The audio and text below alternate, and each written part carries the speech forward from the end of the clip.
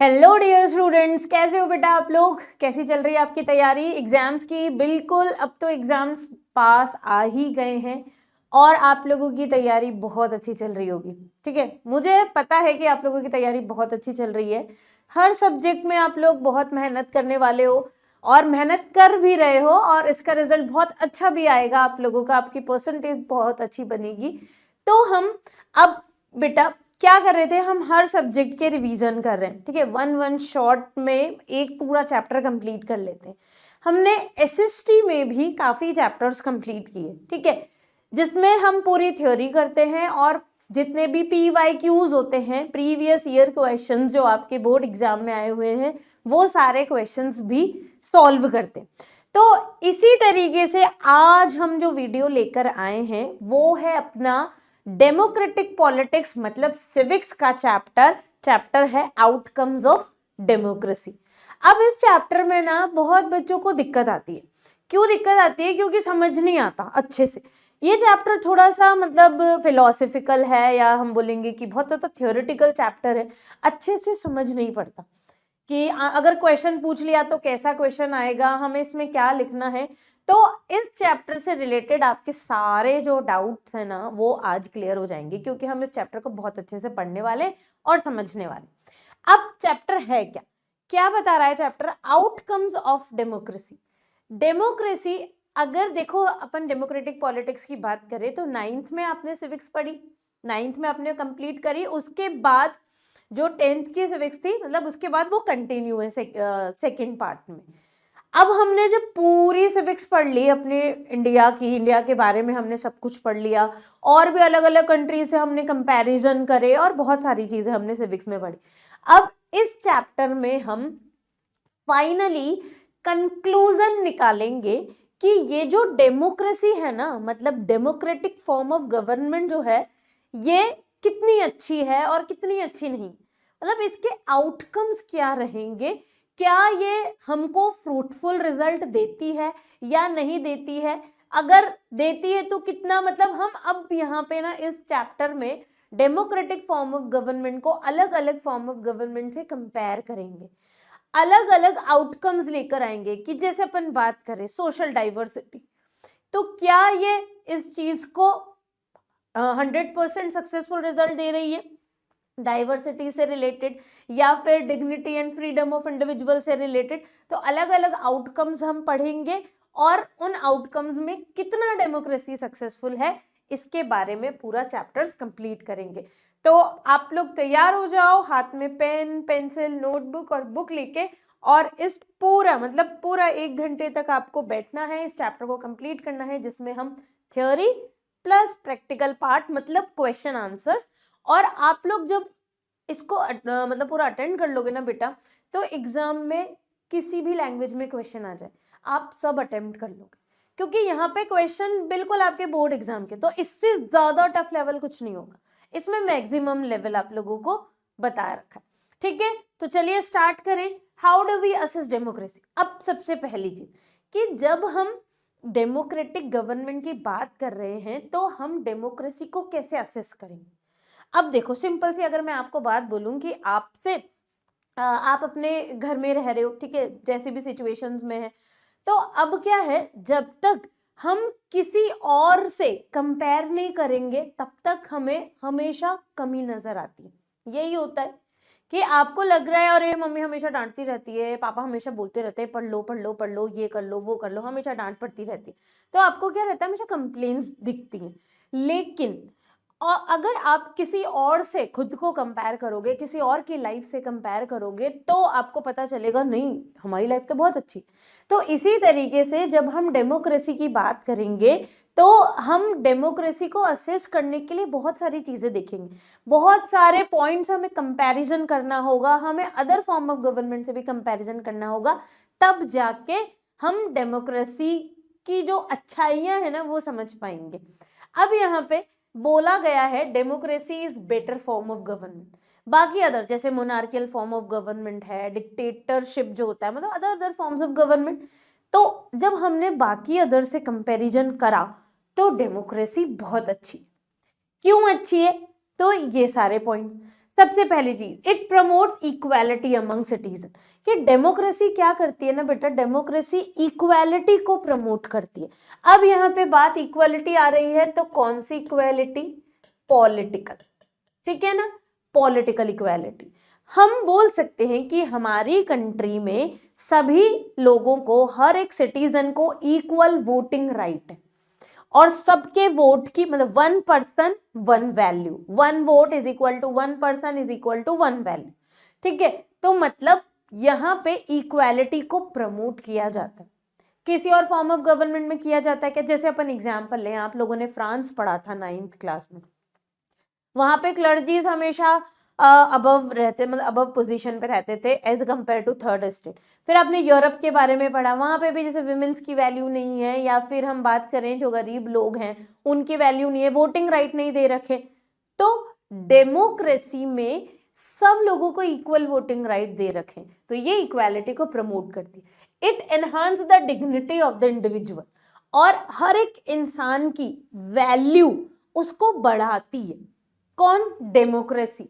कैसे बढ़ाती है, ये हम इसके बारे में पूरा डिटेल में भी पढ़ेंगे, आगे टॉपिक आएगा, ठीक है। तो हमारी कंट्री में जो भी इंडिविजुअल्स हैं, जितने भी सिटीजन्स हैं, सबकी अपनी वैल्यू है और उसकी रिस्पेक्ट की जाती है। यहाँ पे आपने कभी देखा है, मतलब किस पर्सपेक्टिव में अपन यहाँ बात कर रहे हैं, जैसे हर इंसान को, हर एक सिटीजन को इक्वल वोटिंग राइट है, ठीक है, चाहे कंट्री का बेगर हो, चाहे कंट्री का कोई बहुत रिच से रिच इंसान, सबको इक्वल वोटिंग राइट है। तो जब लीडर्स को क्या चाहिए होता है, इलेक्शंस के टाइम पे उन्हें जीतना होता है इलेक्शन, तो वोट चाहिए, वोट सबके चाहिए होंगे, तो वो उस बेगर के लिए भी काम करेगा, उसके लिए वो बेगर भी इंपॉर्टेंट होगा और एक वो रिच पर्सन भी इंपॉर्टेंट, और दोनों इक्वली इंपॉर्टेंट होंगे, क्योंकि दोनों की वोट, दोनों ही एक एक वोट देंगे और उस वोट की वैल्यू भी 1। अगर ऐसा हो रहा होता कि रिच पर्सन की एक वोट की वैल्यू 100 के बराबर होती, तो शायद लीडर उस रिच पर्सन को बहुत ज्यादा वैल्यू दे रहा होता और बेगर को बिल्कुल भी नहीं।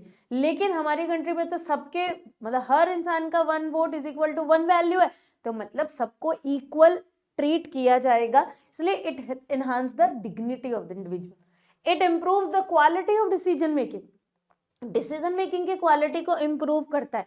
कैसे? कि जब भी डेमोक्रेसी में डिसीजन मेकिंग होती है, तो आपने पार्लियामेंट में मीटिंग, संसद जो सेशंस होते हैं ना, देखा होगा या सुना होगा, पार्लियामेंट की जो भी मीटिंग्स होती है, क्या वहां पे डिसीजन एकदम से ले लिया जाता है क्या? आपने देखा है कि एक जना खड़ा होके कुछ बोल रहा होता है, कुछ लोग अग्री कर रहे होते हैं, कुछ लोग उससे लड़ रहे होते हैं कि नहीं ये नहीं होगा, मतलब खूब डिस्कशन होता है, डिबेट्स होती हैं। पहले लोकसभा में पूरा डिस्कशन डिबेट हो रहा है, वहां से बिल पास हो रहा है, देन राज्यसभा में जा रहा है, राज्यसभा में डिस्कशंस हो रहे हैं, फिर जब तक वहां पे मेजोरिटी हाँ नहीं बोलेगी तब तक बिल आगे नहीं जाएगा। तो इतना लंबा प्रोसीजर है, इतना लंबा, मतलब बहुत सारे लोग उसमें डिस्कस करते, डिबेट करते, जब जाके कोई डिसीजन लिया जाता है। तो अब इतने सारे लोग किसी बात पर अपना मतलब पॉजिटिव साइड बताएंगे, नेगेटिव साइड बताएंगे, और उसको खूब डिस्कशन होगा, और फिर जो एक रिजल्ट निकलेगा वो बेस्ट क्वालिटी का होगा, क्योंकि इतने सारे लोगों की वहां पे अप्रूवल गई है। तो इसीलिए डिसीजन मेकिंग की जो क्वालिटी होती है ना डेमोक्रेसी में, वो बहुत बेटर होती है। It provides a method to resolve conflict, conflicts resolve करने के लिए भी हमारी कंट्री में प्रॉपर मेथोडोलॉजी है, जुडिशरी सिस्टम है हमारी कंट्री में। तो ऐसा किसी और फॉर्म ऑफ गवर्नमेंट में नहीं होगा, ये डेमोक्रेसी में ही। और वो भी जो जुडिशरी है ना अपने इंडिया की, वो भी इंडिपेंडेंट है, जुडिशियल सिस्टम जो है इंडिपेंडेंट, किसी नेता का कोई इंटरफेरेंस नहीं, किसी और पर्सन का कोई इंटरफेरेंस नहीं है। तो इससे कॉन्फ्लिक्ट्स रिजॉल्व होते हैं, वो भी अनबायस्ड फॉर्म में। It allows rooms to correct mistake, और हम हमारी गलतियों को भी करेक्ट कर सकते हैं। सिर्फ डेमोक्रेसी में ही है ये, और बाकी अदर नॉन डेमोक्रेटिक कंट्रीज में नहीं है। अब मान लो, सपोज करो, अपन एग्जाम्पल लेते हैं कि हमने किसी लीडर को चूज किया, उसको जिताया, इलेक्शन में जीत गए, वो लीडर बन गया, फिर बाद में रियलाइज हुआ नहीं ये तो शायद हमसे गलती हो गई कि हमने किसी गलत इंसान को चूज कर लिया है। अगर कोई और होता तो वो ज्यादा बेटर वर्क करता अपनी कंट्री के लिए, अपनी गवर्नमेंट के लिए। तो नेक्स्ट इलेक्शन के टर्म में हम अपनी गलती को क्या कर सकते, इम्प्रूव कर सकते, उसको वोट ना देके, ठीक है। तो मतलब डेमोक्रेटिक सिस्टम में गलतियां इम्प्रूव करने के चांसेस होते हैं। इसी तरीके से पॉलिटिकल पार्टीज अगर कुछ बेटर नहीं कर पाई है, तो नेक्स्ट टाइम इलेक्शन में अगर जीतेगी तो और ज्यादा बेटर काम करेगी। तो सबके पास अपनी मिस्टेक्स इंप्रूव करने की चांसेस रहती है, बाकी फॉर्म ऑफ गवर्नमेंट में नहीं होता। क्लियर, ये टॉपिक समझ आया आपको। Next topic, is the democratic government efficient? क्या डेमोक्रेटिक गवर्नमेंट एफिशिएंट है, एफिशिएंटली वर्क करती है? तो non democratic rulers do not have to bother about deliberation in assemblies और worry about majorities and public opinion. अब क्या होता है कि बाकी अगर हम दूसरी नॉन डेमोक्रेटिक कंट्रीज की बात करें या फिर जहां पे नॉन डेमोक्रेटिक गवर्नमेंट है, वहां पे डिसीजन लेते टाइम कोई भी डिस्कशन नहीं होता।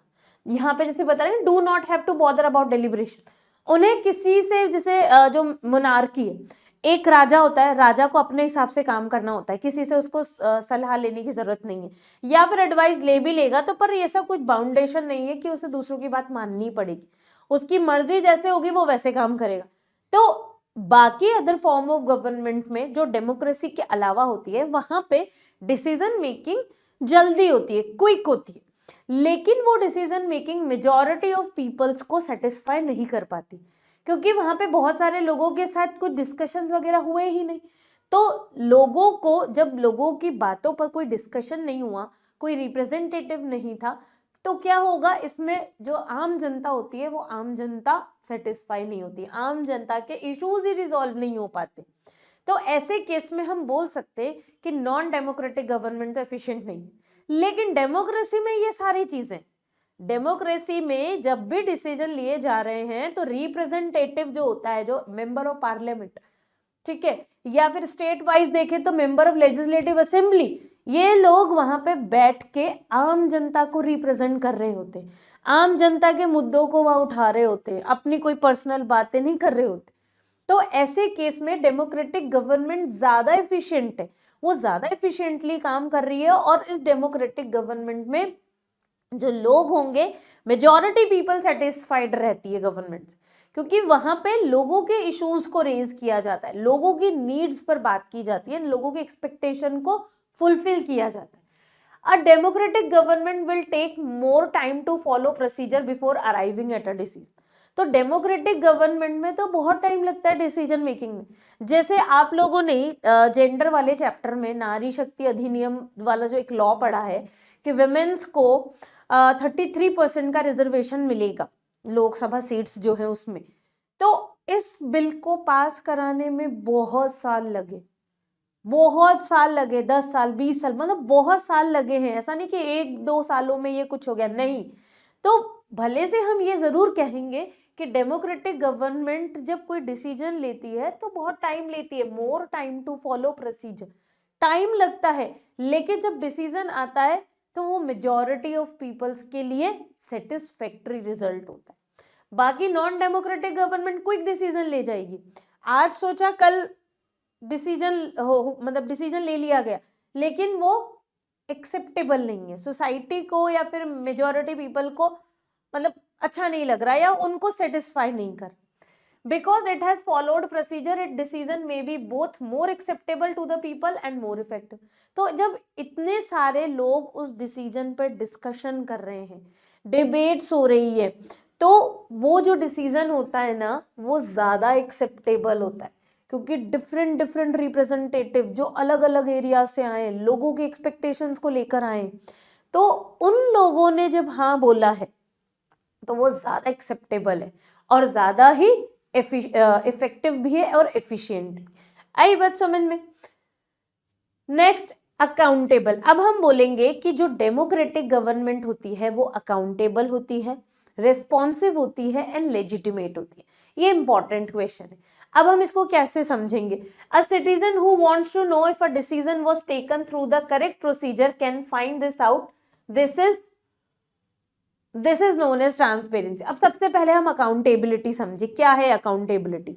जैसे एग्जाम्पल दें, अपनी कंट्री में, अपन एग्जाम्पल अपनी कंट्री का लेते हैं कि अपनी कंट्री में कुछ मिस हैपनिंग हुई, सपोज कुछ टेररिस्ट अटैक या फिर बॉम्ब ब्लास्ट कुछ हुआ, ठीक है। तो ऐसे केस में कौन जवाब देता है कि क्यों हुआ? कंट्री में सिक्योरिटी की कमी थी, क्यों, कौन जवाब देगा? हम देंगे क्या? कॉमन पीपल देता है क्या? नहीं। कौन देता है? हमारी गवर्नमेंट।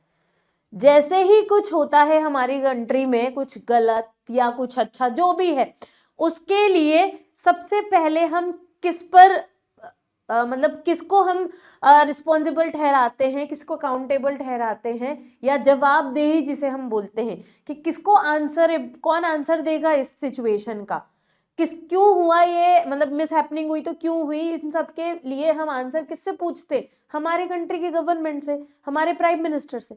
तो इसका मतलब डेमोक्रेटिक गवर्नमेंट अकाउंटेबल भी है, आंसरेबल। कुछ भी सिचुएशन होगी, आंसरेबल कौन रहेगा, गवर्नमेंट। ठीक है, और इसी अकाउंटेबिलिटी में हम ट्रांसपेरेंसी भी पढ़ते हैं। ट्रांसपेरेंसी का मतलब आप समझते हो, ट्रांसपेरेंट कोई भी ऑब्जेक्ट मतलब आर पार दिखना। तो जो भी गवर्नमेंट के काम है, गवर्नमेंट जो भी वर्क कर रही है, वो ट्रांसपेरेंट है। अब ट्रांसपेरेंट इन द सेंस, जैसे अपन सपोज बात करें कि हमारी कंट्री में पार्लियामेंट मीटिंग हो रही है, सेशन चल रहे हैं, वहां पे डिस्कशंस वगैरह होते हैं। अब वो डिस्कशन सीक्रेट रहते हैं क्या, नहीं, वो डिस्कशंस ओपन टू ऑल है, हर कोई उसको सुन सकता है, क्योंकि वो तो लाइव टेलीकास्ट हो रहे होते हैं। ठीक है, आपको सब जगह पे वो मिल जाएंगे, क्या बात हो रही है क्या नहीं हो रही, मीडिया के थ्रू आपको पता चलेगा। तो मतलब ट्रांसपेरेंट है गवर्नमेंट। इसके अलावा हमारी जो डेमोक्रेटिक गवर्नमेंट है, उसको उसमें right to information act pass हुआ है, राइट टू इंफॉर्मेशन एक्ट। और इस एक्ट ने डेमोक्रेटिक गवर्नमेंट को और ज्यादा ट्रांसपेरेंट बना दिया। राइट टू इंफॉर्मेशन मतलब हमें कोई भी गवर्नमेंट के बारे में, गवर्नमेंट क्या काम कर रही है क्या नहीं कर रही, उसके बारे में हमें जानना है तो हम जान सकते, ये हमारा फंडामेंटल राइट बन गए। तो राइट टू इंफॉर्मेशन एक्ट ने डेमोक्रेटिक गवर्नमेंट को और ज्यादा ट्रांसपेरेंट बना दिया है। फिर अपन बात करें, यहाँ पे लेजिटिमेट आया, उससे पहले हम बात करेंगे रिस्पॉन्सिव, कि डेमोक्रेटिक, जैसे अभी अपन ने देखा कि डेमोक्रेटिक गवर्नमेंट इज अकाउंटेबल, इसी तरीके से हम एक और देख सकते हैं कि डेमोक्रेटिक गवर्नमेंट इज रिस्पॉन्सिव। तो हमने सबसे पहले democratic government accountable form of government, और डेमोक्रेटिक गवर्नमेंट रिस्पॉन्सिव भी है। रिस्पॉन्सिव करना मतलब रिस्पॉन्ड करना। जैसे आपके ना मतलब एक पिन चुभाओगे, फटाफट से रिस्पॉन्ड करेगा ब्रेन, करेगा ना कि आपके कुछ लगा है, आप फटाफट हाथ हटा लो।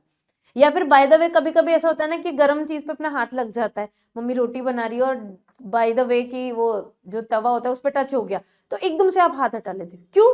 क्योंकि आपके ब्रेन ने आपको रिस्पॉन्ड किया कि वहां से हाथ हटाओ, या आपके लिए डेंजरस। तो इसी तरीके से हमारी कंट्री में जो कॉमन पीपल हैं, जो हम एक्सपेक्ट करते हैं हमारी गवर्नमेंट से, जो हमारी नीड्स होती है, जो हमारी डिजायर्स होती है, इन सब के लिए डेमोक्रेटिक गवर्नमेंट रिस्पॉन्सिव होती है, वो रिस्पॉन्ड करती है। वो रिस्पॉन्ड करती है ना, तभी हम उनको आगे और मतलब इलेक्शंस में जिताते। अगर गवर्नमेंट हमारी नीड्स को समझेगी नहीं, हमारी एक्सपेक्टेशंस को फुलफिल नहीं करेगी, तो आप नेक्स्ट टाइम पे इलेक्शन में उस पर्टिकुलर गवर्नमेंट को वोट दोगे क्या, मतलब हम देंगे क्या, नहीं। क्योंकि हम तो बोलेंगे अरे यार ये गवर्नमेंट तो कुछ काम ही नहीं करती, तो बैठी रहती है खाली, कोई अच्छे डिसीजन ही नहीं लिए, तो हम उनको वोट ही नहीं देंगे।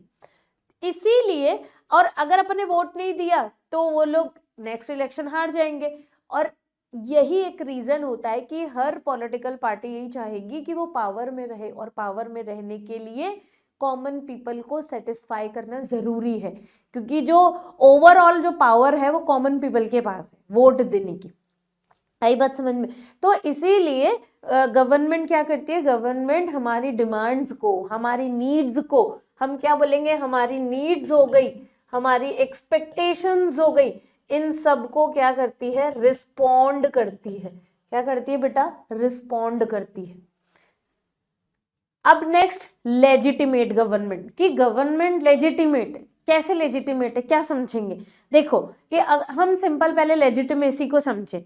सपोज करो दो स्टूडेंट्स है, ए और बी, दोनों एक ही आंसर लिख रहे हैं, कोई सा भी, जैसे अपन बात करते हैं कि यूरोप का यूनिफिकेशन ऑफ इटली लिख रहे हैं दोनों ही।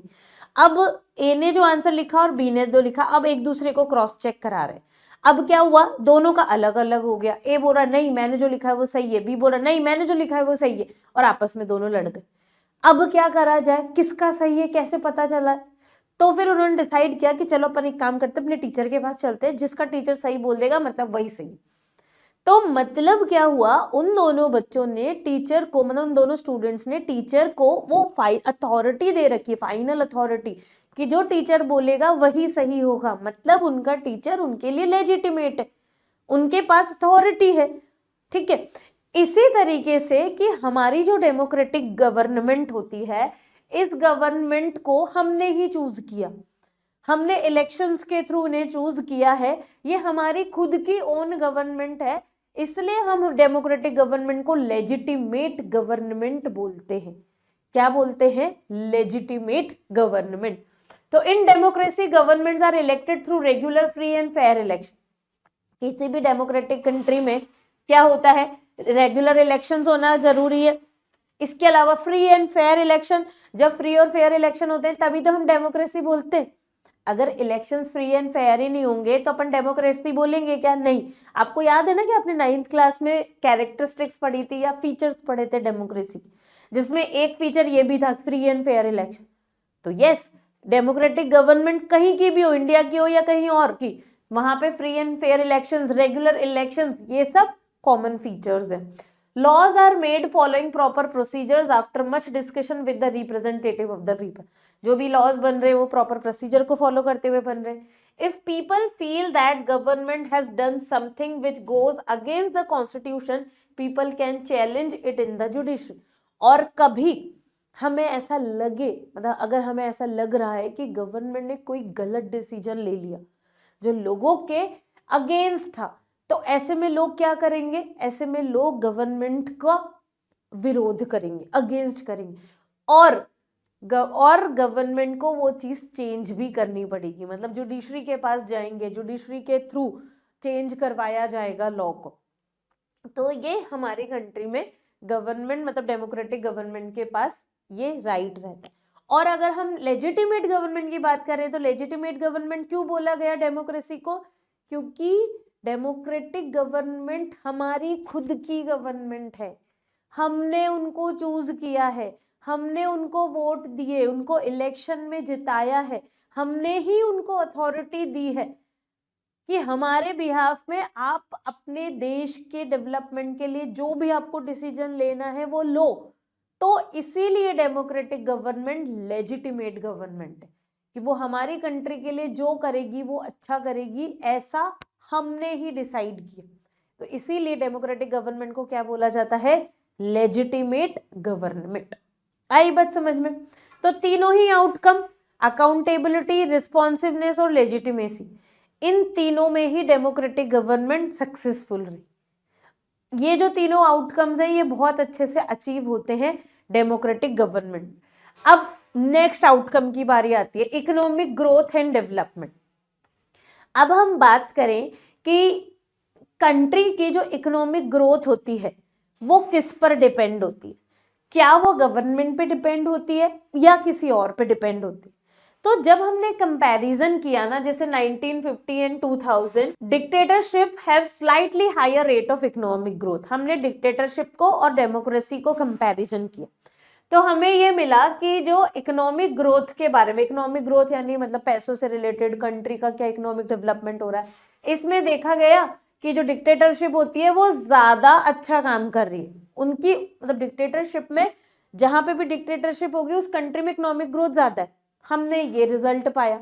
फिर तो भाई दिमाग खराब, ऐसे कैसे कि डेमोक्रेसी ज्यादा अच्छी है तो फिर डिक्टेटरशिप रिजल्ट अच्छा कैसे शो कर रही है?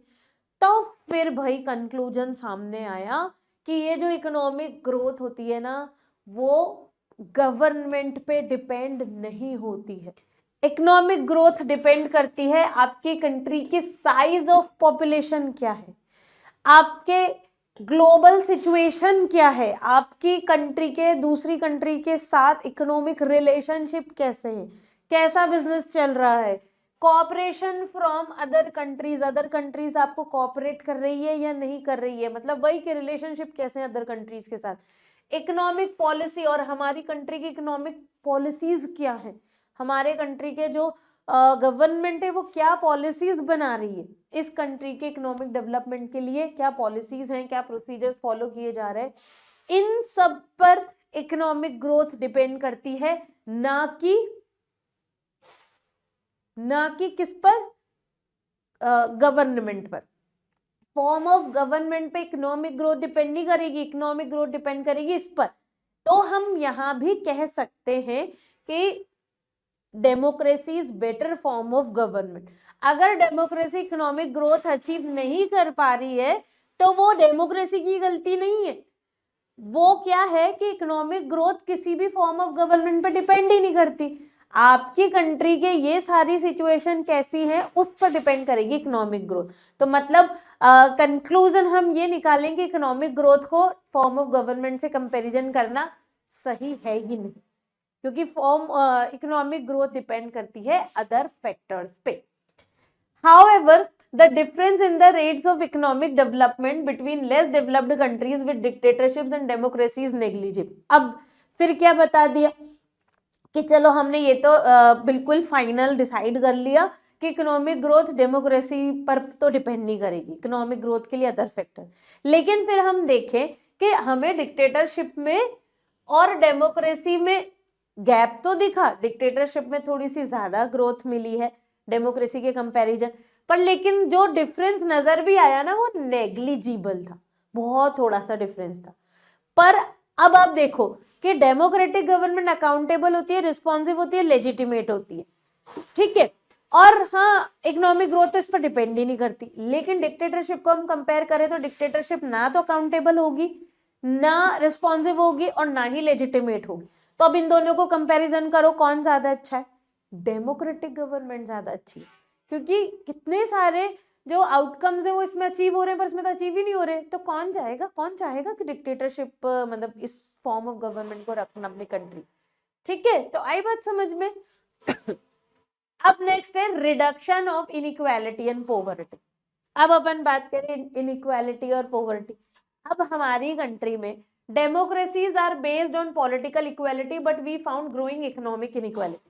इसमें जरूर थोड़ा सा हम डेमोक्रेटिक गवर्नमेंट को मतलब बहुत 100% सक्सेसफुल नहीं बोलेंगे, क्योंकि जब हमने नेक्स्ट आउटकम लिया ना reduction of inequality and poverty, तो ऐसे केस में कि हमारी कंट्री में पॉलिटिकल इक्वालिटी तो दी गई है, मतलब सबके पास राइट टू वोट है, कोई भी हो, अमीर हो गरीब हो, मेल हो फीमेल हो, कोई फर्क नहीं पड़ता, सबके पास राइट टू वोट है।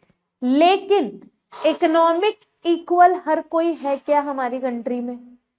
हमारी कंट्री में सब बराबर लेवल पे मिलेंगे क्या? नहीं, कोई बहुत रिच मिलेगा, कोई बहुत गरीब मिलेगा, कोई मिडिल क्लास मिलेगा।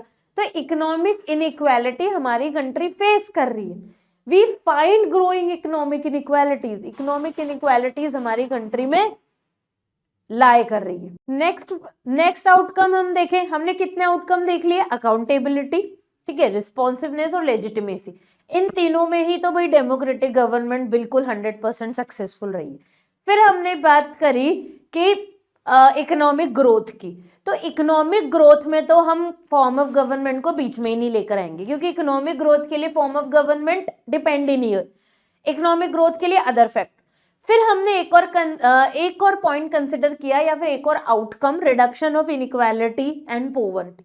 तो ऐसे केस में इनइक्वालिटी की जब अपन बात करेंगे तो हमारी कंट्री मतलब डेमोक्रेटिक कंट्री में पॉलिटिकल इक्वालिटी तो है, पर इकोनॉमिक इनइक्वालिटी को ये नहीं कम कर पा रही, ये बढ़ती जा रही है। तो मतलब इस आउटकम में डेमोक्रेटिक गवर्नमेंट 100% सक्सेसफुल शो नहीं हो पा रही। फिर थर्ड हम मतलब नेक्स्ट आउटकम लेते हैं accommodation of social diversity. Social diversity को अकोमोडेट करना। आप सबसे पहले आप ये समझो कि सोशल डाइवर्सिटी क्या है। जैसे कि अगर हम बात करें कि बेल्जियम का अपन एग्जाम्पल लेते हैं, वहां पे आपने पढ़ा है चैप्टर में कि अलग अलग लैंग्वेज बोलने वाले लोग थे, ठीक है, जर्मन भी थे, जर्मन के अलावा वहां पे डच लैंग्वेज बोली जाती थी। तो डिफरेंट लैंग्वेजेस के लोग थे, तो यानी डिफरेंट डाइवर्सिटीज थी। डाइवर्सिटी क्या होती है? भिन्नताएं, अलग अलग लोग हैं, अलग अलग लैंग्वेज बोल रहे हैं, ये डाइवर्सिटी है। अब इस डाइवर्सिटी को डेमोक्रेटिक गवर्नमेंट अकोमोडेट करती है। क्या होता है ना, जब डाइवर्सिटीज होती है तो कॉन्फ्लिक्ट्स होने के चांसेस ज्यादा रहते हैं। अब आप हमारी कंट्री देखो, हमारी कंट्री में अगर हम ज्योग्राफी के बेसिस पे देखें तो कितनी डाइवर्सिटी है, ठीक है ना। कहीं पर प्लेन्स हैं, कहीं पे प्लेट्यूज हैं, कहीं पे माउंटेन्स हैं, कहीं पे डेजर्ट्स हैं। ये सारी डाइवर्सिटीज के अलावा यहाँ पे रहन सहन, लैंग्वेजेस देखी जाए, सब में डाइवर्सिटी। तो अब ऐसे केस में क्या होगा, डिस्प्यूट्स होने के चांसेस रहेंगे, कॉन्फ्लिक्ट्स होने के चांसेस रहेंगे। पर जब डेमोक्रेटिक गवर्नमेंट होती है तो वो इन सब डिस्प्यूट्स को या इस सोशल डाइवर्सिटी को अकोमोडेट करती है बहुत ही पीसफुली। कभी आपने देखा कि इंडिया में सिविल वॉर्स हो रहे हो, बहुत बुरी तरीके से लोग एक दूसरे को मार रहे हो? नहीं, कम्युनलिज्म हुआ था जब अपना इंडिया पाकिस्तान का पार्टीशन था उस टाइम पीरियड में, तो उस टाइम के बाद कभी इतना बड़ा मतलब इस तरीके से रहा है क्या? नहीं। तो हम ये बोलेंगे कि डेमोक्रेटिक गवर्नमेंट अकोमोडेट करती है। जैसे अपन एग्जाम्पल लें, फेडरलिज्म में हमने पढ़ा कि लैंग्वेज, जब हम मतलब हिंदी को ऑफिशियल लैंग्वेज बना दिया था तो उस टाइम पे साउथ इंडियंस ने अगेंस्ट किया, क्योंकि वो लोग हिंदी समझते ही नहीं। तब गवर्नमेंट ने क्या डिसीजन ले लिया कि अच्छा, उन लोगों को प्रॉब्लम आ रही है हमारा डिसीजन, तो ऐसा करते हैं अपन हिंदी और इंग्लिश दोनों को ही ऑफिशियल लैंग्वेज बना देते और साथ में बाकी अदर लैंग्वेजेस को शेड्यूल लैंग्वेज बना दे। तो मतलब इन डाइवर्सिटी को गवर्नमेंट ने, डेमोक्रेटिक गवर्नमेंट ने बहुत ही पीसफुली अकोमोडेट किया, सॉल्व किया। तो अगर ये आउटकम देखें तो इस आउटकम में भी डेमोक्रेसी क्या है, अच्छी है, सक्सेसफुल है। तो democracy helps its citizen to lead a peaceful and harmonious life by accommodating various social division. जो भी सोशल डिवीजन हमारी कंट्री में अराइज हो रहे हैं, इन सब डिविजन्स को बहुत ही पीसफुली, अच्छी तरीके से डेमोक्रेटिक गवर्नमेंट सॉल्व कर देती है। ठीक है, बाकी और फॉर्म ऑफ गवर्नमेंट में कभी भी कंसिडर किया जाएगा क्या? नहीं, किया ही नहीं जाएगा।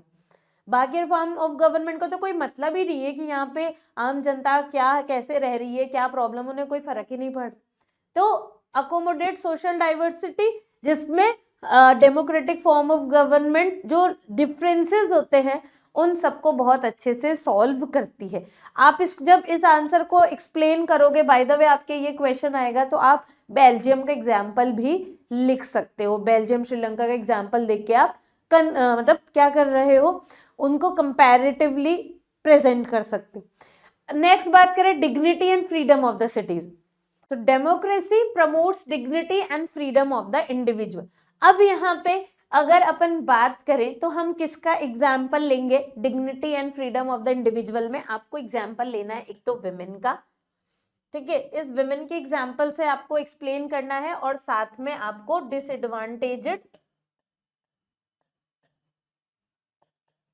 डिसएडवांटेजेड और डिस्क्रिमिनेटेड लोग, मतलब हम इनको बोल सकते हैं कि जो लोअर कास्ट के पीपल थे।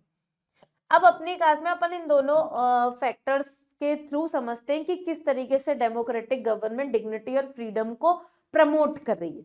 तो अब विमेन की बात करें कि हमारी कंट्री में जो विमेन की सिचुएशन है, मतलब पहले जो थी और उससे अब कंपैरिजन करो, कितना फर्क आ गया।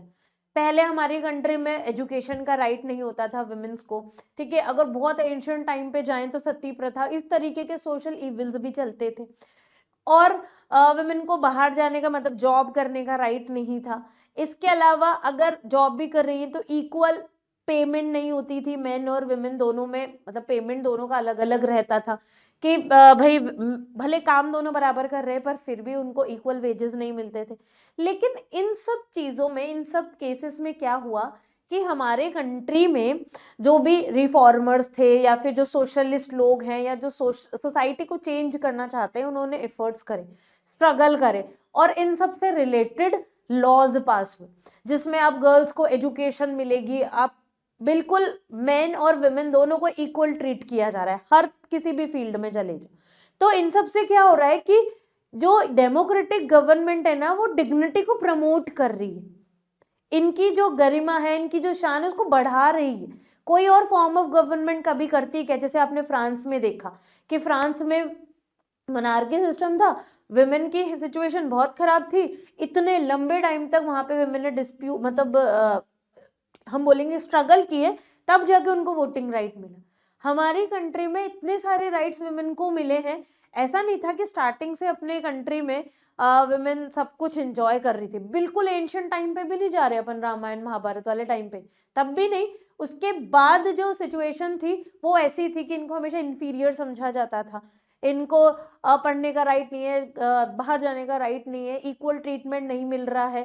तो पर ये सब चीजें अब सॉल्व हो गई ना, तो मतलब डिग्निटी को प्रमोट किया जा रहा है। इसी तरीके से अगर हम बात करें लोअर कास्ट की, कि हमारी कंट्री में आप लोगों ने पढ़ा है छोटी क्लासेस में कि लोअर कास्ट के साथ कितना डिस्क्रिमिनेशन होता है, डिसएडवांटेज्ड पीपल, अपर कास्ट मतलब कास्टिज्म के बेसिस पे, अपर कास्ट है तो पढ़ाई कर रहे हैं, लोअर कास्ट का कोई बच्चा है तो स्कूल जाना अलाउ नहीं है, उनको राइट टू एजुकेशन ही नहीं है और इक्वल अपॉर्चुनिटीज नहीं है, बड़े हो रहे हैं तो जॉब भी नहीं मिल रही है, क्यों? बस इसलिए कि वो लोअर कास्ट। तो इन सब की वजह से उनकी लाइफ कैसी रहेगी? बहुत ही बुरी। पर फिर भी आप देखो कि गवर्नमेंट ने, जो डेमोक्रेटिक गवर्नमेंट है, उन्होंने कितने काम किए। आज आप कंपेयर करो, आज आप सब बच्चे क्लास में साथ बैठते हो, कभी आप पूछते हो कि तुम कौन सी कास्ट के हो, तुम कौन सी कास्ट? नहीं पूछते ना, क्योंकि अब ये डिस्क्रिमिनेशन बहुत हद तक खत्म हो चुका है। बहुत ही रेयर जगह में, जो रिमोट एरियाज हैं या विलेजेस हैं, वहीं पर आपको थोड़ा बहुत मिलेगा, पर अगर हम लीगली देखें तो वहां पे तो 100% डिस्क्रिमिनेशन फ्री हो चुकी है हमारी कंट्री। डेमोक्रेटिक गवर्नमेंट, रिजर्वेशन की पॉलिसी मिली जिससे इन लोगों का और ज्यादा डेवलपमेंट। तो हम ये कह सकते हैं इन दोनों एग्जाम्पल से कि डेमोक्रेटिक गवर्नमेंट डिग्निटी मतलब प्रमोट करती है dignity and freedom of the individual, बाकी और फॉर्म ऑफ गवर्नमेंट तो कर ही नहीं सकती। तो ये वाले जो आउटकम है इसमें तो डेमोक्रेसी बहुत अच्छे से सक्सेसफुल। फिर बात आती है democracy its examination never gets over. अब democracy is always striving towards a better goal, कि डेमोक्रेटिक गवर्नमेंट ना हमेशा इंप्रूवमेंट करती रहती है। आज से 10 साल पहले डेमोक्रेटिक गवर्नमेंट में कुछ अच्छा डिसीजन हुआ होगा तो उसके बाद और अच्छा और अच्छा और अच्छा। ऐसा क्यों? क्योंकि डेमोक्रेटिक गवर्नमेंट को हमेशा एग्जामिनेशन देने पड़ते। कैसे एग्जामिनेशन? कि लोग हमेशा उन्हें जज करते रहते, अच्छा कि ये काम करके दिखाओ। अगर डेमोक्रेटिक गवर्नमेंट ने कर दिया तो फिर लोगों की एक्सपेक्टेशन और बढ़ जाती है, अच्छा अब ये भी हमारी प्रॉब्लम सॉल्व कर देगी, ये हो गई तो अब वो भी प्रॉब्लम सॉल्व कर देगी। मतलब कभी भी डेमोक्रेसी को कांस्टेंट रखा ही नहीं जाता, वो हमेशा इंप्रूव वर्जन पर जाती रहती है, क्योंकि हम हमारी एक्सपेक्टेशंस, हमारी नीड्स को बढ़ाते रहते हैं। एक चीज पूरी करी तो दूसरी, दूसरी चीज पूरी करी तो तीसरी। तो डेमोक्रेसी को हमेशा टेस्ट देने पड़ते हैं और इस वजह से डेमोक्रेटिक गवर्नमेंट हमेशा इंप्रूव होती रहती है। People constantly demand more benefits in a democracy. अब जब लोगों को बेनिफिट्स नजर आने लगे तो वो और ज्यादा डिमांड करने लगे, और बेनिफिट्स नजर आए तो और ज्यादा डिमांड कर रहे हैं, और वो सारी डिमांड्स को फुलफिल करने के लिए डेमोक्रेटिक गवर्नमेंट हमेशा एफर्ट्स करती है। तो इसलिए हम कह सकते हैं कि democratic government is better form of government. तो ये सारे आउटकम्स हमने पढ़े, और इन आउटकम्स के अगर हम कंक्लूड करें तो हमें यही कंक्लूजन मिलेगा कि डेमोक्रेसी एक बहुत ही अच्छी फॉर्म ऑफ गवर्नमेंट है, क्योंकि जो जो चीजें हमें डेमोक्रेसी प्रोवाइड करती है बाकी अदर फॉर्म ऑफ गवर्नमेंट वो सब नहीं प्रोवाइड करती। तो जितनी भी फॉर्म ऑफ गवर्नमेंट्स हैं उन सब में हम कंपैरिजन करेंगे तो democracy is the best form of government. नहीं, हम बेटर ज्यादा बोलेंगे क्योंकि ये हमेशा इंप्रूव भी होती रहती है, तो बेटर फॉर्म ऑफ गवर्नमेंट। तो ये हमारे इस चैप्टर की थ्योरी हुई, थ्योरी पार्ट कंप्लीट हुआ। देन इसके बाद अब जो क्वेश्चन आंसर्स हैं वो क्वेश्चन आंसर्स हम एक एक करके यहाँ पे कंप्लीट करते जाएंगे। PYQ क्वेश्चन है, जो इन क्वेश्चंस की लैंग्वेज है, इससे ज्यादा हाई लैंग्वेज कुछ नहीं जाएगी। आप इन क्वेश्चंस को अच्छे से पढ़ना, समझना कि आपके एग्जाम में क्वेश्चन आएगा इन सब से, लेकिन क्या होगा कि क्वेश्चन की लैंग्वेज को थोड़ा घुमा देते हैं, ट्विस्ट कर देते हैं। तो आपको सबसे ज्यादा जरूरी है बेटा क्वेश्चन की लैंग्वेज समझना। इसलिए क्वेश्चन पढ़ते टाइम अपने दिमाग को 100% कॉन्सेंट्रेट रखना है। अगर आप बहुत ज्यादा नर्वस हो रहे होंगे या फिर एक्सेसिव थॉट्स आपके माइंड में आ रहे होंगे तो आप अच्छे से समझ नहीं पाओगे क्वेश्चन। आपको बहुत कूल रहना है, काम रहना है, और तब जाके आप क्वेश्चंस रीड करो, पहले उसे समझो फिर आंसर लिखो। नहीं तो क्या होता है, हम जनरली 2 वर्ड पढ़े क्वेश्चन, अच्छा अच्छा ठीक है ठीक है और लिखने लग जाते, तो इसमें फिर आपके मार्क्स कटने के चांसेस रहते हैं। तो आपको बहुत ध्यान से क्वेश्चंस पढ़ने हैं। First question, in a democratic country, the government adopt environment-friendly policies with the help of citizen and experts. Which one of the following is the positive outcome of this process? अब आपको बताना है government is capable of determining policies on its own. Citizen feel empowered to determine policies.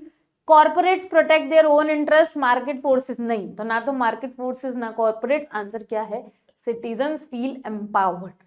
Clear.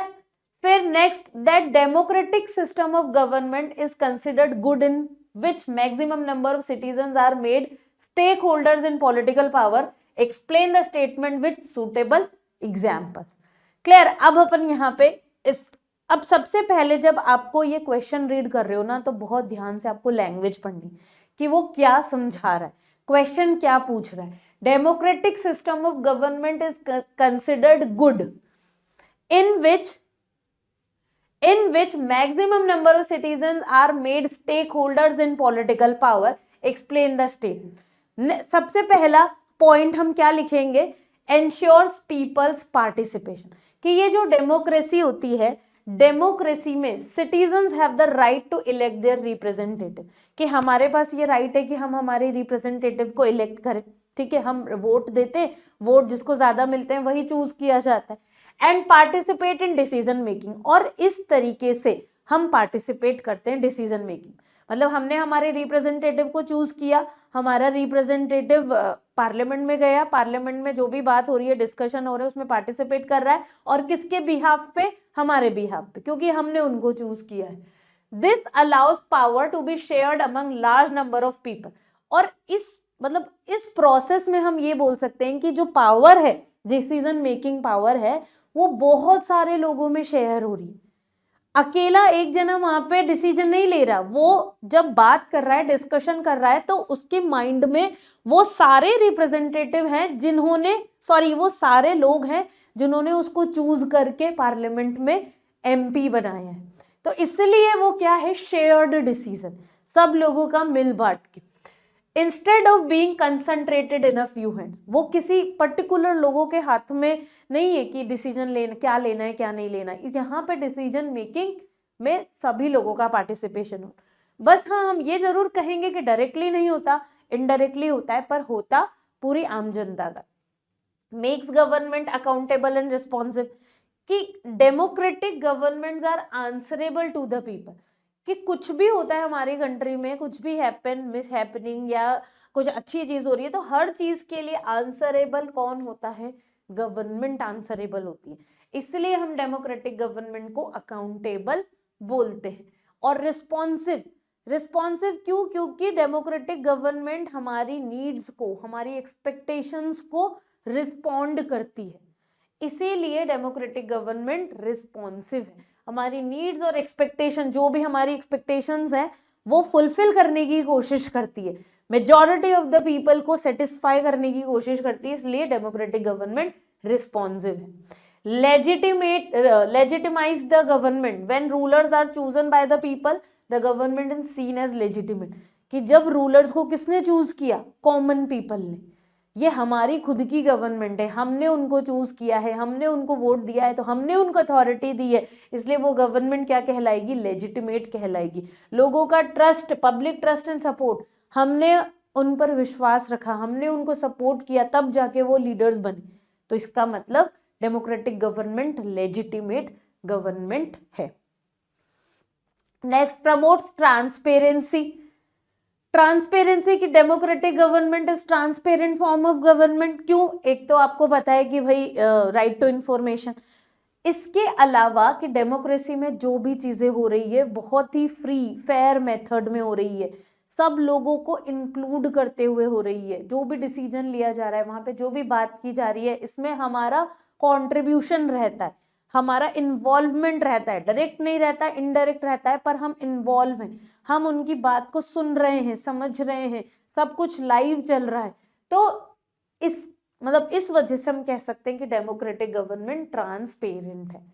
Uphold equality and dignity, equality को promote कर रही है। It recognise equal rights for all citizen, जितने भी सिटीजन है सबके इक्वल राइट्स है, किसी को भी डिस्क्रिमिनेट नहीं किया on the basis of colour, caste, gender, religion, मतलब किसी भी बेसिस पे किसी भी इंडिविजुअल के साथ कोई डिस्क्रिमिनेशन नहीं है। इससे individual dignity and give every citizen a voice in the government. अब जब कोई डिस्क्रिमिनेशन नहीं होगा, सबको राइट दिया जाएगा अपनी बात बोलने का, फंडामेंटल राइट्स दिए हुए हैं, इसका मतलब इंडिविजुअल डिग्निटी को और ज्यादा स्ट्रेंथन कर रही है democratic form of government. Allows correction of mistakes. Democratic provide mechanism like elections and debates through which wrong decision or policies can be corrected peacefully. कि डेमोक्रेटिक सिस्टम में हम हमारी गलतियां भी सुधार सकते हैं. कैसे सुधार सकते हैं कि हमारे पास राइट्स है कि बाय द वे हमने किसी गलत लीडर को चूज किया है तो नेक्स्ट इलेक्शन के टर्म में हम उनको वोट ना दें. तो इस तरीके से मिस्टेक्स भी इम्प्रूव हो जाती है. इसीलिए इन सब पॉइंट्स को कंसिडर करते हुए हम कह सकते हैं कि डेमोक्रेटिक गवर्नमेंट बहुत ही बेटर फॉर्म ऑफ गवर्नमेंट है और ऐसा जिसमें सिटीजन्स को ज्यादा से ज्यादा पार्टिसिपेशन करने का राइट है. डिसीजन मेकिंग में डायरेक्टली नहीं है, इनडायरेक्टली है, पर पार्टिसिपेशन है, इन्वॉल्वमेंट है ईच एंड एवरी सिटीजन का, irrespective of their colour, caste, gender, religion. कुछ चीज भी मायने नहीं रखती, लेकिन इंडियन सिटीजन है तो उसके पास राइट है. Clear? Next question, explain any 5 basis for assessing the outcomes of democracy. जो भी हमने अभी तक पढ़ा है डेमोक्रेसी के बारे में, उसके आउटकम्स के बारे में अब हम उनको असेस करने वाले हैं, अपने ओपिनियन सेट करने वाले हैं, जज करने वाले हैं भाई क्या है democracy. Accountable and responsive government. हमने ये पढ़ा कि जो डेमोक्रेटिक सिस्टम होता है वो अकाउंटेबल फॉर्म ऑफ गवर्नमेंट है, मतलब जवाबदेही, आंसरेबल. और रिस्पॉन्स मतलब हमारी जो भी नीड्स होती है, जो डिजायर्स होती है, जो एस्पिरेशंस होती है, उसको रिस्पॉन्ड करती है. मतलब हमने चाहा कि हमारी कंट्री से पॉवर्टी इरेडिकेशन हो, मतलब मैक्सिमम पॉपुलेशन यही चाहती है, तो कंट्री गवर्नमेंट उसके लिए काम कर रही, तो मतलब वो रिस्पॉन्ड कर रही है हमारी नीड्स को. Economic growth and development. Her democratic country का ये काम है कि वो अपनी कंट्री की इकोनॉमिक ग्रोथ और डेवलपमेंट को देखे, और ऐसा हो भी रहा है. आप इंडिया को देखो, कंट्री कितना मतलब गवर्नमेंट कितना काम कर रही है कि कंट्री की इकोनॉमिक ग्रोथ हो. हर एक सिटीजन की इकोनॉमिक ग्रोथ पे वर्क कर रही है, तो मतलब ओवरऑल कंट्री की इकोनॉमिक ग्रोथ हो रही है. Democracy is aims at economic growth and development, though their performance may not always be better than dictatorship, still they provide condition for people's participation in development. पर अब अगर हम economic, क्योंकि word बेटा economic growth आया ना, तो economic growth को अगर हम कंपैरिजन करेंगे डेमोक्रेसी और डिक्टेटरशिप को, हो सकता है कि थोड़ा सा डिफरेंस मिले, डिक्टेटरशिप में थोड़ा ज्यादा ग्रोथ दिखे, हो सकता है, लेकिन फिर भी हम डिक्टेटरशिप को डेमोक्रेसी से ज्यादा बेटर नहीं बोलेंगे, क्योंकि डेमोक्रेटिक गवर्नमेंट ओवरऑल इंक्लूड करती है, मतलब हर एक सिटीजन के डेवलपमेंट के लिए काम कर रही है. उसको हर पर्सन के बारे में सोचना है, जो लोग हैं, जो पॉपुलेशन के वेलफेयर को देखना है, तो democratic government more better. Reduction of inequality and poverty. Democracy is expected to reduce inequality and poverty by ensuring political equality. However, in practice, economic disparities often persist. कि अगर हम इनइक्वालिटी एंड पॉवर्टी की बात करें तो हम ऐसे तो नहीं बोलेंगे कि डेमोक्रेटिक गवर्नमेंट कुछ करती ही नहीं. गरीबी कम करने के लिए आप लोगों ने 9th में भी पढ़ा है कि भाई कितना काम करती है गवर्नमेंट, कितने सारे प्रोग्राम्स चलाती है, कितनी पॉलिसीज बनाती है, सब कुछ कर रही है. इनइक्वालिटी की बात करें कि पॉलिटिकल इक्वालिटी तो गवर्नमेंट ने दी, मतलब डेमोक्रेटिक गवर्नमेंट ने, लेकिन फिर भी हमारी कंट्री में कि ये जो इनइक्वालिटी है ये एग्जिस्ट करती है. गवर्नमेंट, हम 100% नहीं बोलेंगे कि गवर्नमेंट बिल्कुल ही अनसक्सेसफुल है, काम कर रही है, पर हाँ फिर भी ये सिचुएशन आज भी हम फेस कर रहे हैं, inequality. Accommodation of social diversity, हमने पढ़ ही लिया कि जो भी अलग अलग डाइवर्सिटी हमारी कंट्री में, चाहे वो सोशल हो, चाहे रिलीजियस हो, चाहे लिंग्विस्टिक हो, जिनके भी डिफरेंसेस होते हैं, अलग अलग कम्युनिटी के जो डिफरेंसेस होते हैं, उन सारे डिफरेंसेस को रिजॉल्व करती है democratic government. Dignity and freedom of citizen. Democracy uphold the dignity and freedom of individual, ensuring equal respect and opportunity. अब हमने पढ़ा, विमेन का एग्जाम्पल लिया, इसके अलावा हमने शेड्यूल्ड कास्ट या लोअर कास्ट के लोगों का एग्जाम्पल लिया, मार्जिनलाइज जिसे बोला जाता है. इन लोगों के एग्जाम्पल से हमने देखा कि डेमोक्रेटिक गवर्नमेंट हर एक इंडिविजुअल की रिस्पेक्ट करती है, हर एक इंडिविजुअल का ध्यान रखती है, ensuring equal respect and opportunity, और सभी को इक्वल अपॉर्चुनिटीज प्रोवाइड करती. क्लियर? मतलब हमने डेमोक्रेटिक सिस्टम को पूरा पढ़ा और फिर उससे क्या क्या आउटकम्स होते हैं उनको हमने असेस किया, कंपैरिजन किया अदर कंट्रीज से, और फाइनली ये रिजल्ट निकला कि democratic government are more better form of government. Next question, one distinct feature of democracy is that its scrutiny never ends. मतलब यहाँ पे देखो, जब हम बुक के अकॉर्डिंग पढ़ रहे थे तो स्क्रूटनी वर्ड नहीं था, क्या वर्ड था? एग्जामिनेशन। बस क्या किया गया, बोर्ड एग्जाम में लैंग्वेज बदल दी और एग्जामिनेशन की जगह वर्ड दे दिया स्क्रूटनी। अब आप हो सकता है अगर किसी को स्क्रूटनी वर्ड का मीनिंग नहीं पता तो बच्चे कंफ्यूज हो जाएंगे कि ये क्या पूछ लिया। तो स्क्रूटनी मतलब वही, उसका एग्जामिनेशन कभी खत्म नहीं होता है, आपको आर्ग्यूमेंट देके बताना है। फर्स्ट, कंटिन्यूअस पब्लिक एग्जामिनेशन, कि डेमोक्रेटिक फॉर्म ऑफ गवर्नमेंट में लोग हमेशा एग्जामिन करते रहते हैं गवर्नमेंट को कि गवर्नमेंट हमारी नीड सेटिस्फाई कर रही है या नहीं कर रही है। हम एक बात हमारी पूरी होती है कि हम दूसरा एग्जामिनेशन लेकर आ जाते हैं। तो in a democracy citizen constantly assess how well their govern, वो हमेशा एग्जामिन करते हैं कि कैसी उनकी गवर्नमेंट परफॉर्म कर रही है। उन्हें टेस्ट लेने पड़ रहे हैं, मतलब अपनी एक्सपेक्टेशन प्रेजेंट कर रहे हैं, गवर्नमेंट फुलफिल करती है, नेक्स्ट एक्सपेक्टेशंस आ जाती है। तो मतलब कभी एंड नहीं होता इस प्रोसेस का। राइजिंग एक्सपेक्टेशन, और बल्कि लोगों की एक्सपेक्टेशंस बढ़ती जाती है। आज थोड़ी सी मतलब कुछ एम्प्लॉयमेंट से रिलेटेड कुछ लोगों ने डिमांड करी कि गवर्नमेंट सब लोगों को एम्प्लॉयमेंट अपॉर्चुनिटीज दे, तो गवर्नमेंट ने अलग अलग पॉलिसीज बना दी। अब उससे ज्यादा एक्सपेक्टेशंस बढ़ जाएंगी कि जो लोग इलिटरेट है उनको भी अपॉर्चुनिटीज दे। तो क्या दे, कैसे दे, वो सब गवर्नमेंट के ऊपर है, लेकिन गवर्नमेंट से जो हमारी एक्सपेक्टेशंस हैं वो बढ़ती ही चली जाती हैं। When citizen experience some benefits of democracy, कि जब भी हमको थोड़ा बहुत बेनिफिट्स मिलता है तब हम और ज्यादा इच्छा करते हैं कि हमें और बेनिफिट्स मिले। तो कभी भी डेमोक्रेटिक गवर्नमेंट की एग्जामिनेशन खत्म नहीं होती।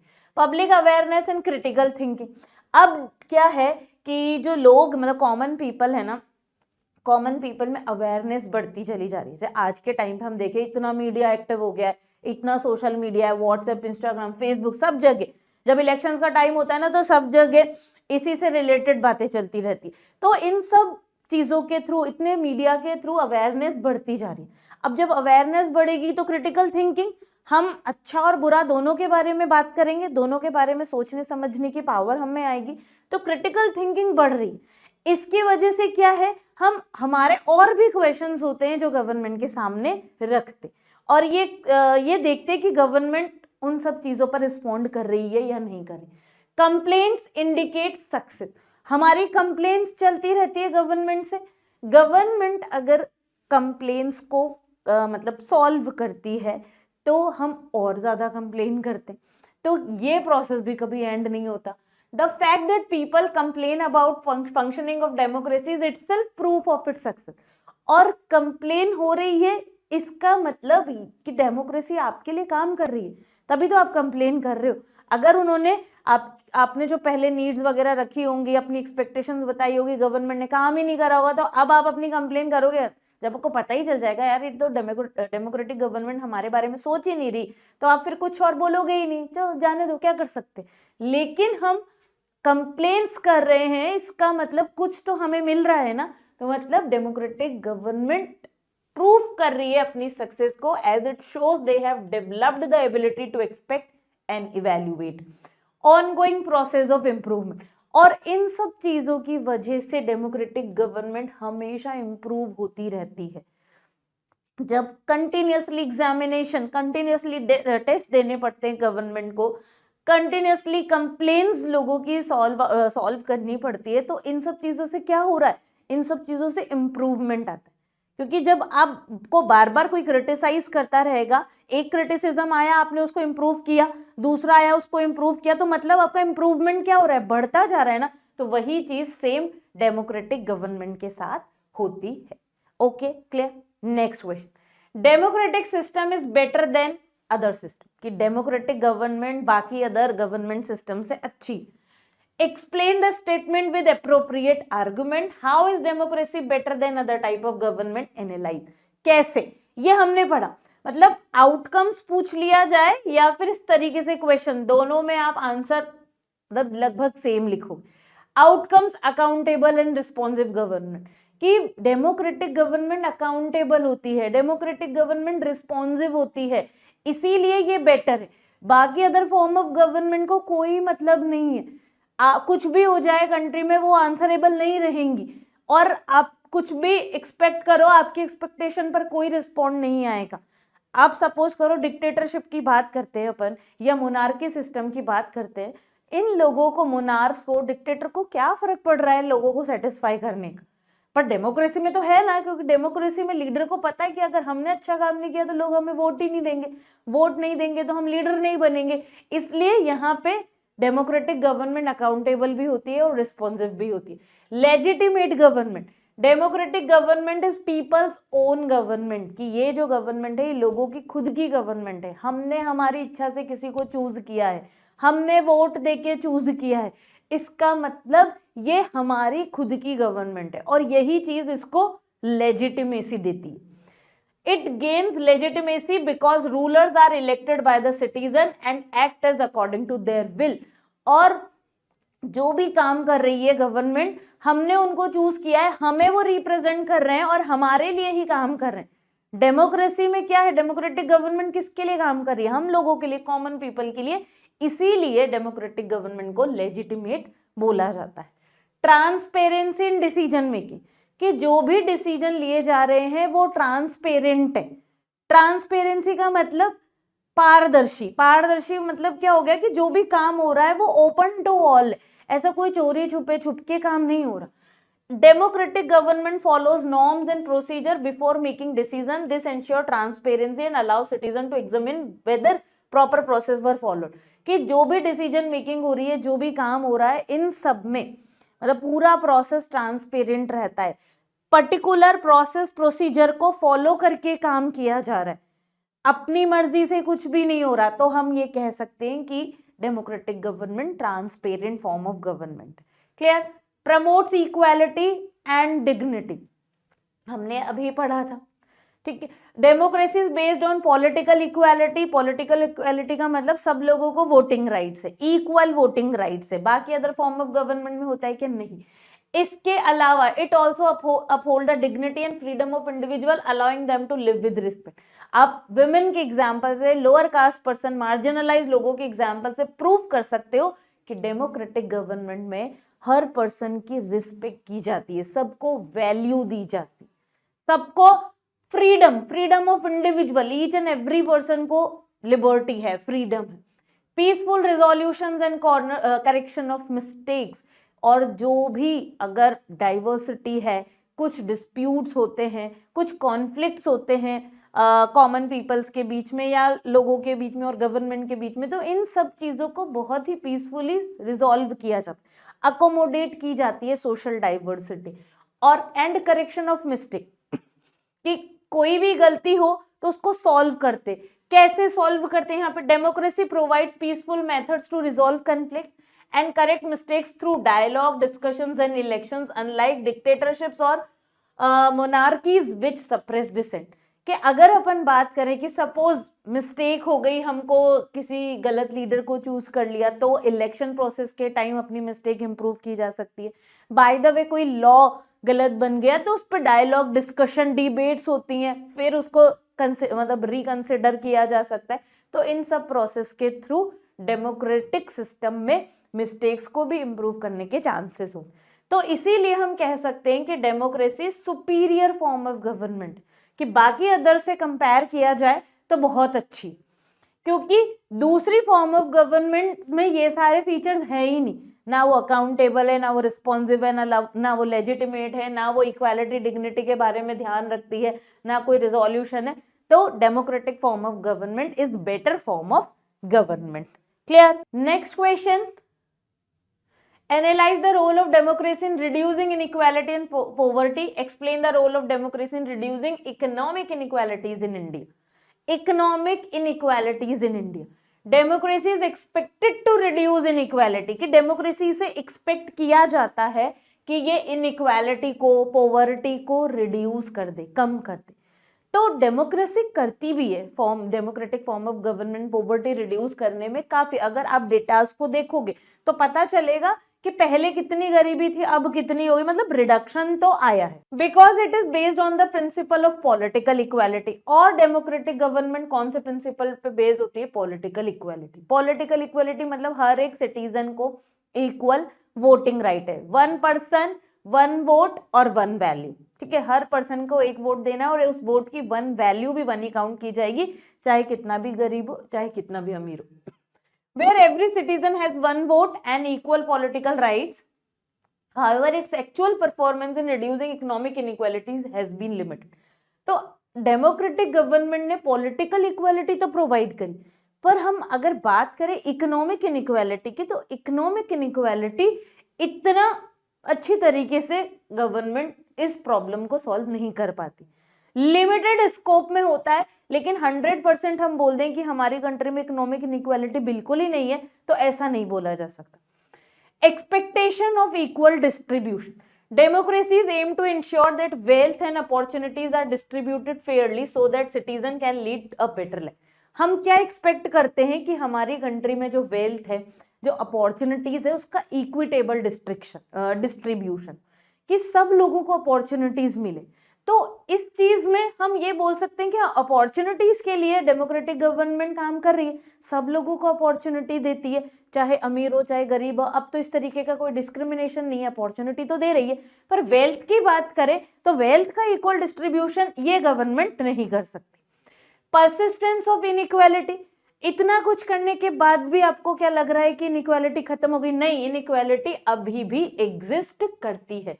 Small number of rich people enjoy a large share of national income while those of the bottom struggle to meet basic needs। कि कुछ लोग ऐसे हैं जो अमीर है, वो उन्हें सब कुछ मिल रहा है, उनके पास मैक्सिमम एसेट है, लेकिन जो गरीब है उनके पास बेसिक फैसिलिटीज भी नहीं है। आज भी एजुकेशन नहीं मिल रही उनको, हेल्थ फैसिलिटीज प्रॉपर नहीं मिल रही।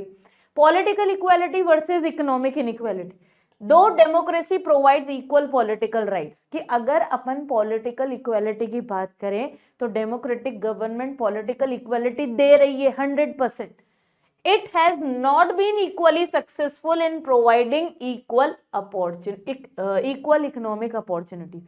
पर अपन इकोनॉमिक इनइक्वालिटी की बात करें तो इसमें डेमोक्रेटिक गवर्नमेंट 100% सक्सेसफुल नहीं है, थोड़ा बहुत है, थोड़ा बहुत नहीं है। गैप, और जो रिच और पुअर का जो गैप है वो डेमोक्रेटिक सोसाइटीज में, डेमोक्रेटिक कंट्रीज में क्लियरली विजिबल। अमीरी और गरीबी का जो गैप दिखता है वो हमारी कंट्री में दिखता है। पर अगर अपन पॉलिटिकल इक्वालिटी की बात करें तो इसमें तो democratic government 100% successful. Governments roles and voter pressure, since the poor from a large part of the electorate, democratic governments are expected to address poverty, however many governments fail to give the attention it deserves।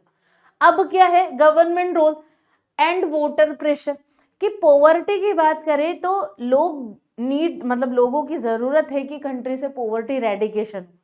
कभी कभी government इस outcome को achieve करने में थोड़ा कम effort करती है, कभी ज्यादा एफर्ट करती है, पर लेकिन हम यहाँ पे भी मिक्स रिजल्ट बोलेंगे। 100% पॉवर्टी हमारी कंट्री से रेडिकेट नहीं हुई है, लेकिन हम ये भी नहीं बोलेंगे कि गवर्नमेंट पॉवर्टी रेडिकेशन के लिए कुछ करती ही नहीं, करती तो है, रिजल्ट भी दिखते हैं, लेकिन हाँ स्लो है। Scope for change, despite its shortcoming democracy allow people to raise their voice. अब देखो कि भले हम इस वाले आउटकम में डेमोक्रेटिक गवर्नमेंट को बहुत अच्छा नहीं बताएंगे, लेकिन डेमोक्रेटिक गवर्नमेंट लोगों को क्या देती है? अपॉर्चुनिटी देती है कि बोलो, आप बोलो इन द सेंस आप अपनी एक्सपेक्टेशंस रखो गवर्नमेंट से, वो सुनी जाएगी। आप मूवमेंट्स ऑर्गेनाइज करना चाहते हो तो वो कर सकते हो, क्योंकि हमारी कंट्री में ये सब फंडामेंटल राइट्स है, right to speak, right to assemble, ठीक है, and demand policies for social and economic justice. और हम चाहें तो हम गवर्नमेंट के अगेंस्ट प्रोटेस्ट कर सकते हैं कि ये सब चीजें होनी चाहिए, और गवर्नमेंट फिर हमें रिस्पॉन्ड करेगी, वो हमें मना नहीं करेगी, विच इज नॉट पॉसिबल। लेकिन यही सारी चीजें नॉन डेमोक्रेटिक रिजाइम्स में तो पॉसिबल ही नहीं।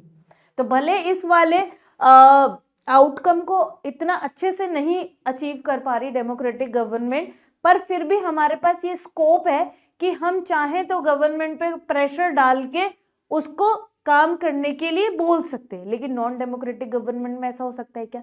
नहीं, हो ही नहीं सकता है।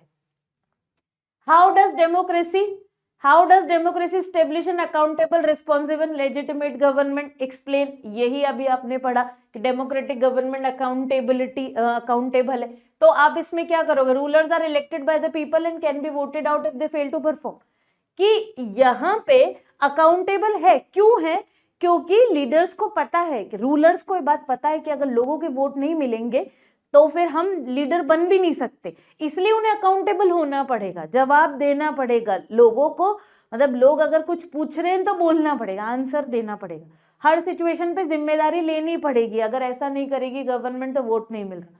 सेम चीज आपके लिए रिस्पॉन्सिवनेस में काम आती है, अगर गवर्नमेंट नीड्स और एक्सपेक्टेशन को रिस्पॉन्ड ही नहीं करेगी तो नेक्स्ट टर्म में कौन इलेक्शन, मतलब कौन वोट देने वाला है उस पर्टिकुलर पर्सन को, कोई देगा क्या, नहीं। हम ये बोलेंगे अरे इस सरकार ने तो कुछ काम ही नहीं करा, तो वोट ही नहीं मिलेगा, तो उसे रिस्पॉन्सिव होना पड़ेगा, पार्टिसिपेशन करना पड़ेगा। Legitimacy, a democratic government is consider legitimate because it is chosen by the people, कि ये लोगों ने चूज करी है, वो लोगों ने चूज करी है तो ये एक्सपेक्टेशन रखे कि ये हमारे अकॉर्डिंग काम करेंगे, हमारे लिए काम करेंगे, हमारे वेलफेयर के लिए काम करेंगे, तो उन्हें काम करना पड़ता है। ऐसे केस में अगर इनएफिशिएंट हो जाती है गवर्नमेंट, काम नहीं करती, तो हम उस गवर्नमेंट को हटा भी सकते। आई बात समझ में? तो डेमोक्रेटिक गवर्नमेंट अकाउंटेबल भी क्यों है, रिस्पॉन्सिव भी क्यों है, ये भी समझ आया ना आपको? Okay, next, democratic governance is responsive to the expectations of citizens, justify the statement with suitable argument. Democratic government is responsive, वही आपके बार बार रिपीट हो रहे हैं क्वेश्चन, सेम, बस लैंग्वेज बदल बदल के। अब हमने बोला कि डेमोक्रेटिक गवर्नमेंट इज रिस्पॉन्सिव, कि वो रिस्पॉन्सिव होती है डेमोक्रेटिक गवर्नमेंट, किसके लिए रिस्पॉन्सिव होती है, हमारी एक्सपेक्टेशंस के लिए, because it is based on participation, accountability and public welfare. Public participation in decision making, जो भी डिसीजन लिया जा रहा है गवर्नमेंट, मतलब डेमोक्रेटिक गवर्नमेंट में, उसमें लोगों को पार्टिसिपेट करने का राइट है। In democracy citizen have the right to elect their representative. अब हमने बोला कि डिसीजन मेकिंग में हम पार्टिसिपेट कर सकते हैं, पर कैसे करेंगे, हम डायरेक्ट तो पार्लियामेंट में जाके बैठेंगे नहीं, तो हम हमारे रिप्रेजेंटेटिव को चूज करते हैं और रिप्रेजेंटेटिव वहां पे बैठता है, मतलब जो एमपी होते हैं, ठीक है। This ensure that government policies reflect people need, और ये चीज हमें क्या शो करती है कि गवर्नमेंट वहां जो भी बात कर रही है, एमपीज जितने भी, पार्लियामेंट में जो भी डिस्कशन हो रहा है वो हमारे लिए हो रहा है, हमारी नीड्स पर हो रहा है, सब अपनी अपनी कोई पर्सनल बातें नहीं कर रहे, कोई पर्सनल गॉसिप नहीं चल रही, वहां जो भी बात हो रही है वो सब हमसे रिलेटेड हो रही है, क्योंकि हमने जिनको चूज किया है वो वहां बैठा है, तो वो हमारे बिहाफ पे बैठा है, तो हम तो डायरेक्ट नहीं जा सकते, पर हमने भेजा है तो वो बात भी हमारी कर रहा हो। Public opinion and debate, decisions in a democracy are made through discussions, negotiation and consultation. अब वहां पे जब बातचीत होती है तो ऐसा थोड़ी होता है कि एक पर्सन ने कुछ बोला बस वैसी की वैसी बात मान ली जाएगी, नहीं, उस पर बहुत डिस्कशंस होते, डिबेट्स होते, तब जाके कोई डिसीजन लिया जाता है, ऐसे नहीं कि एक जने के बोलने पे। Accountability to the people, elected representatives are answerable to the people, if they fail to deliver citizen can replace। और जो भी पर्सन, जो भी गवर्नमेंट है, जो भी लीडर्स हैं, वो अपने लोग, मतलब जिन्होंने भी उसको चूज करा है और वहां पे पार्लियामेंट में बिठाया है, तो मतलब वो उनके लिए आंसरेबल है, उन्हें जवाब देना पड़ेगा। अगर वो लोगों के वेलफेयर को या फिर लोगों की बात को वहां रिप्रेजेंट नहीं करते तो फिर नेक्स्ट इलेक्शन में उनको हटाया भी जा सकता है। Transparency in government, democratic system में जो भी काम होता है वो पर्टिकुलर नॉर्म्स, प्रोसेस, प्रोसीजर्स को फॉलो करके किया जाता है, तो इसका मतलब जो डेमोक्रेटिक गवर्नमेंट सिस्टम है वो ट्रांसपेरेंट है। फोकस ऑन पब्लिक वेलफेयर, देखो डेमोक्रेटिक गवर्नमेंट बनाई किसने, हमने, किसके लिए बनी है, हमारे लिए ही बनी है, तो पब्लिक कितना इंपॉर्टेंट है, पब्लिक वेलफेयर पे फोकस करते। अगर इस चीज पर फोकस नहीं करेंगे तो गवर्नमेंट ज्यादा चल पाएगी क्या, नहीं। Next, democracy accommodate social diversity better than dictatorship, justify the state. तो हमने जब सोशल डाइवर्सिटी की बात करी है तो आप इसमें एग्जाम्पल ले सकते हो, जैसे बेल्जियम का, कि अकोमोडेट करती है सोशल डाइवर्सिटी को। जैसे अब हमने देखा कि बेल्जियम में क्या था, बेल्जियम में अलग अलग लैंग्वेज बोलने वाले लोग थे, कॉन्फ्लिक्ट्स हुए, लेकिन फिर भी वहां पे बहुत ही पॉजिटिव रिजल्ट निकला, सब सेटिस्फाई हो गए और सबकी नीड्स को ध्यान रखते हुए। तो मतलब डेमोक्रेटिक गवर्नमेंट डाइवर्सिटी को अकोमोडेट करती है, डाइवर्सिटी को सॉल्व करती है। Democracy accommodate social diversity better than dictatorship. और ये चीज डिक्टेटरशिप में नहीं मिलेगी। डिक्टेटर को क्या मतलब है कि किसी के बीच में लड़ाई झगड़ा हो रहा है, नहीं, वो तो अपने हिसाब से काम करेगा ना। पर डेमोक्रेसी में जो रूलर्स होते हैं उन्हें लोगों ने चूज किया, अगर वो इन सब चीजों पे कंसिडर नहीं करेंगे तो क्या पता उस रूलर को हटा दिया जाए।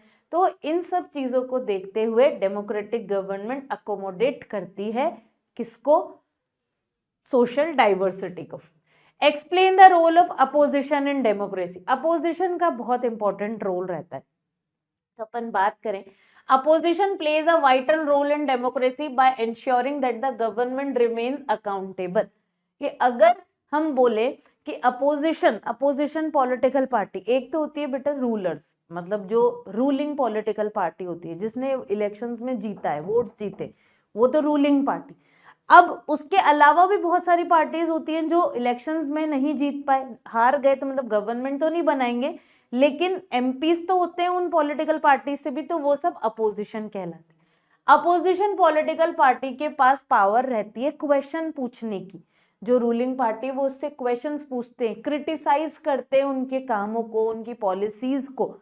इससे क्या है, इससे हमेशा हम ये बोल सकते हैं कि अपोजिशन जो होती है, अपोजिशन पॉलिटिकल पार्टी, वो चेक करती है कि रूलिंग पार्टी कोई अपने मतलब का काम तो नहीं कर रही, कहीं ऐसा तो नहीं है कि उन्होंने कोई गलत पॉलिसीज बनाई। तो हमेशा रूलिंग पार्टी के माइंड में ये बात रहेगी कि हमें कोई क्रॉस चेक कर रहा है, तो वो काम भी सही करेंगे। It represents alternative viewpoints and voices the concern of citizens who may not agree with the ruling party, ensuring that different opinions are heard in governance. और जो भी अपोजिशन पार्टीज होती हैं वो अपनी बात भी रखती है, जो भी काम कर रही है गवर्नमेंट उसको क्रिटिसाइज करते हुए जो अलग मतलब व्यूज वाले लोग हैं उनको भी उनके व्यूज वहां पे प्रेजेंट करती है।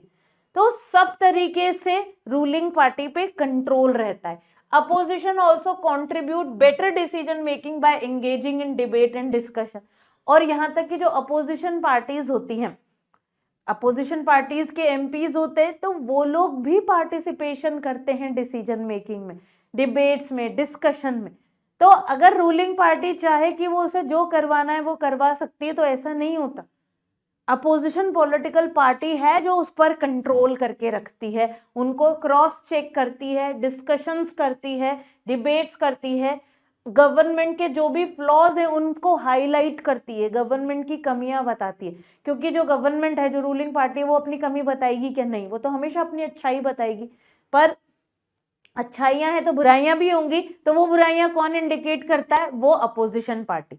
अब अपोजिशन पार्टी जब दूसरे एस्पेक्ट से बताएगी तो कॉमन पीपल को अवेयरनेस आएगी कि हाँ भाई, गवर्नमेंट सिर्फ अच्छी नहीं है, उसके ये साइड इफेक्ट्स भी है, या फिर ये लूप होल्स भी है गवर्नमेंट में। तो opposition party strengthen democracy, democratic system को अपोजिशन पार्टी स्ट्रेंथ मतलब और मजबूती देती है, तो अपोजिशन का होना भी जरूरी है। Democracy elevates humans from the status of subject to citizen. अब क्या हुआ, इस डेमोक्रेटिक सिस्टम ने क्या बना दिया, स्टेटस ऑफ सब्जेक्ट से लेके सिटीजन। जब ब्रिटिशर्स हमारी कंट्री में थे तो हम लोग उनके सब्जेक्ट्स कहलाते थे, हम इस कंट्री के सिटीजन नहीं कहलाते थे। तो जब ये जब ब्रिटिशर्स गए, डेमोक्रेटिक सिस्टम आया, तो फिर ये वर्ड चेंज हुआ, सब्जेक्ट से हम क्या बने, सिटीजन बने। In a democracy individual are not merely ruled, they rule themself. अब डेमोक्रेसी में क्योंकि ऐसा तो है नहीं कि जो इंडिविजुअल्स है उस पर कोई, जैसे ब्रिटिशर्स हमको अपने अकॉर्डिंग चला रहे थे, जैसा वो बोलते थे वैसा हम कर लेते थे, तो हम उनके सब्जेक्ट्स थे। पर जब डेमोक्रेटिक गवर्नमेंट आई तब ऐसा होता है क्या, जैसा कोई बोल रहा है सामने वाला आप वैसा ही करो? नहीं। अब क्या होता है, अब हमें खुद सोचना होता है, समझना होता है, अपने रूलर्स को इलेक्ट करना होता है। तो हम एक तरीके से खुद को गवर्न हम हमारे हिसाब से कर रहे हैं। हमने जिस पर्सन को चूज किया है वही पर्सन लीडर बनेगा, उसका भी पर्टिकुलर प्रोसीजर है, वो वैसे ही काम करेगा। तो यहाँ पे हम सब्जेक्ट्स नहीं है, अब हम हमारा दिमाग लगा सकते हैं, हम एनालाइज कर सकते हैं कौन बेटर है कौन बेटर नहीं है। They rule themselves through their representative, कि हम खुद ही रूल करते हैं बस। हाँ, इतने सारे करोड़ों में लोग तो गवर्नमेंट नहीं बन सकते, तो हम हमारे रिप्रेजेंटेटिव को चूज कर रहे हैं। This makes them active participation decision making, और इस तरीके से हम डिसीजन मेकिंग में पार्टिसिपेशन करते हैं। Democracy grants fundamental rights and freedom. अब डेमोक्रेटिक सिस्टम में हमें फंडामेंटल राइट्स मिले, सबको पता है, राइट टू स्पीक हो गया जैसे, ठीक है, और राइट टू फ्रीडम, बहुत सारे फंडामेंटल राइट्स हमारे। तो फंडामेंटल राइट्स मिले हुए हैं हमें, अलाउइंग सिटीजन टू एक्सप्रेस, हम हमारे ओपिनियन एक्सप्रेस कर सकते हैं फ्रीली, हमें जो बोलना है वो बोल सकते हैं। तो पहले ये सब नहीं था, इसलिए हम सब्जेक्ट्स थे, पर जब हमें ये सारे राइट्स मिलने लगे तो हम क्या बने, इस कंट्री के सिटीजन बने। This empower people and give them control over those in power, it promotes dignity and equality. और यहाँ पे डेमोक्रेटिक सिस्टम में हर एक पर्सन की वैल्यू की जाती है, क्योंकि क्यों की जा रही है वैल्यू, क्योंकि हर पर्सन को वोट देना है और सबके वोट की वन वैल्यू। अगर ऐसा होता कि एक अमीर इंसान के एक वोट की वैल्यू 1 लाख होती तो गरीबों का कोई मतलब ही नहीं था, फिर तो लीडर बस उन्हीं लोगों से बोलते ना हमें वोट दो वोट दो। लेकिन यहाँ पे जितने भी लोग हैं, irrespective of their colour, caste, religion, gender, कुछ भी मैटर नहीं करता, सबका 1 वोट 1 पर्सन 1 वैल्यू, तो इसलिए हर एक पर्सन की वैल्यू की जाती है। Citizens have the right to information and participation. हमारे पास ये राइट है कि गवर्नमेंट क्या कर रही है क्या नहीं कर रही है इसका हमें पता होना चाहिए, हम इंफॉर्मेशन ले सकते हैं, पार्टिसिपेशन करते हैं, enabling them to question government actions and influence public policy. और यहां तक कि हम क्वेश्चंस भी पूछ सकते हैं अपने रिप्रेजेंटेटिव के through. This develop awareness and responsibility. और हम ये बोलेंगे कि डेमोक्रेटिक सिस्टम में क्या है, लोगों को अवेयरनेस है, अवेयरनेस हमारी बढ़ रही है, एंड रिस्पॉन्सिबिलिटी अमंग पीपल। और जो डेमोक्रेटिक गवर्नमेंट है उनकी रिस्पॉन्सिबिलिटी बढ़ रही, क्योंकि हम अवेयर है, हमें पता है क्या सही है क्या गलत है, हम हमारे लीडर से क्या एक्सपेक्ट कर रहे हैं। तो उनकी क्या होती है, अब उन्हें लीडर्स को ये बात पता है कि बेवकूफ नहीं है, आम जनता बुद्धू नहीं बनाया जा सकता, तो उनकी रिस्पॉन्सिबिलिटी भी बढ़ती है। The fact that people can complain, protest and demand change shows the success of democracy। और हम इन सब चीजों के थ्रू अपनी डेमोक्रेसी को और ज्यादा सक्सेसफुल बना सकते हैं, क्योंकि हमें जो कंप्लेंट्स करनी है हम करेंगे, और डेमोक्रेटिक गवर्नमेंट के पास कोई ऑप्शन नहीं होता कि उन कंप्लेंट को सॉल्व करने के अलावा, क्योंकि उन्हें पता है अगर कंप्लेंट सॉल्व नहीं करी तो फिर लोग हमें वोट नहीं देंगे, वोट नहीं देंगे तो लीडर्स नहीं बनेंगे। और इन सब प्रोसेस के थ्रू जो कंट्री का सिटीजन होता है वो एम्पावर बनता है। आई बात समझ में? तो डेमोक्रेटिक गवर्नमेंट क्या करती है, सिटीजन्स, यहाँ पे हम सब्जेक्ट्स नहीं है इस कंट्री के, अब हम क्या है, सिटीजन्स है। Democracy stands much superior to any other form of the government in promoting dignity and freedom of the individual. तो यहाँ पे हम इस चीज को एग्जाम्पल लेके समझेंगे, तो हमें एग्जाम्पल लेना है, विमेन का लेना है, और जो लोअर कास्ट होते हैं, मार्जिनलाइज्ड पीपल है, उनका लेना है कि डिग्निटी और फ्रीडम को प्रमोट करती है। ठीक है, हर पर्सन की वैल्यू है, चाहे वो कोई सी भी कास्ट का हो, कोई सा भी जेंडर हो। तो ये हम देख सकते हैं विमेन्स के एग्जाम्पल से। देखो, विमेन के एग्जाम्पल से हम देख सकते हैं कि पहले हमारे कंट्री की विमेन की क्या सिचुएशन थी, पर अब कितनी इंप्रूव हो गई है। इसका मतलब गवर्नमेंट काम कर रही है ना। ऐसे ही मार्जिनलाइज, पहले लोगों के पास, लोअर कास्ट के लोगों के पास कोई राइट नहीं होता था एजुकेशन का, जॉब का, लेकिन अब एजुकेशन या स्कूल्स में जा रहे हैं तो ये नहीं पूछेंगे कि आपकी कास्ट कौन सी है फिर आप बच्चे को एडमिट करेंगे, नहीं। तो मतलब इन सब चीजों में वर्क हो रहा है। तो हम ये कह सकते हैं कि हमारी कंट्री में सोशल, या फिर हम बोले हमारी कंट्री में फ्रीडम और डिग्निटी को भी क्या किया जा रहा है, प्रमोट किया जा रहा है। सोशल जो भी डिस्क्रिमिनेशन होते थे पहले, वो सब अब नहीं है। पहले जितने डिस्क्रिमिनेशन थे अब नहीं है, तो मतलब हर पर्सन की वैल्यू है।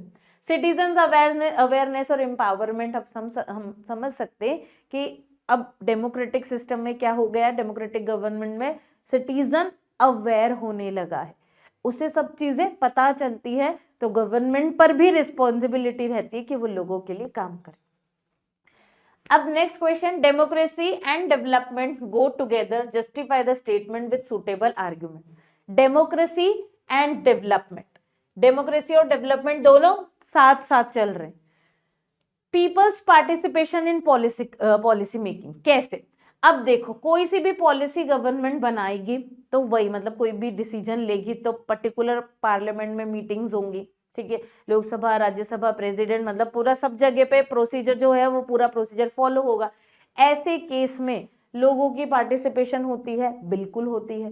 कैसे होती है कि हम हमारे रिप्रेजेंटेटिव को चूज करते हैं, वो हमारी बात वहां पे बोलता है, तो मतलब हम लोगों को पार्टिसिपेशन मिल रहा है, डायरेक्टली नहीं मिल रहा है, इनडायरेक्टली मिल रहा है, लोगों को पार्टिसिपेशन मिल रहा है।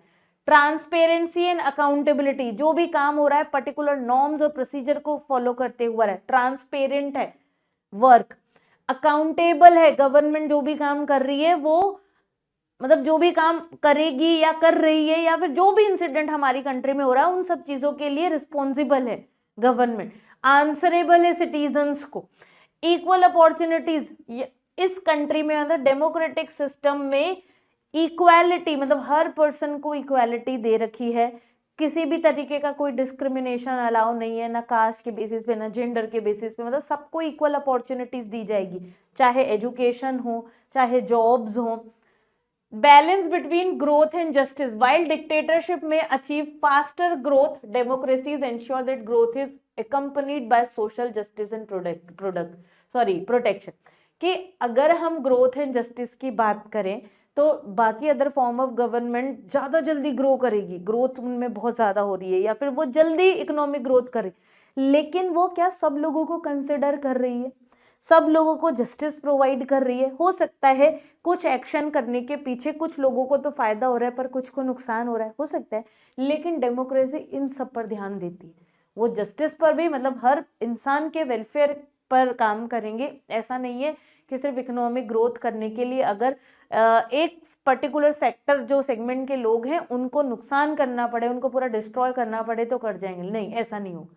जस्टिस के बारे में भी देखेंगे और ग्रोथ भी करेंगे, इसलिए थोड़ा स्लो हो सकता है। Public pressure for welfare measures, in a democracy citizen can influence the government through elections and movement to adopt pro people policy such as poverty reduction.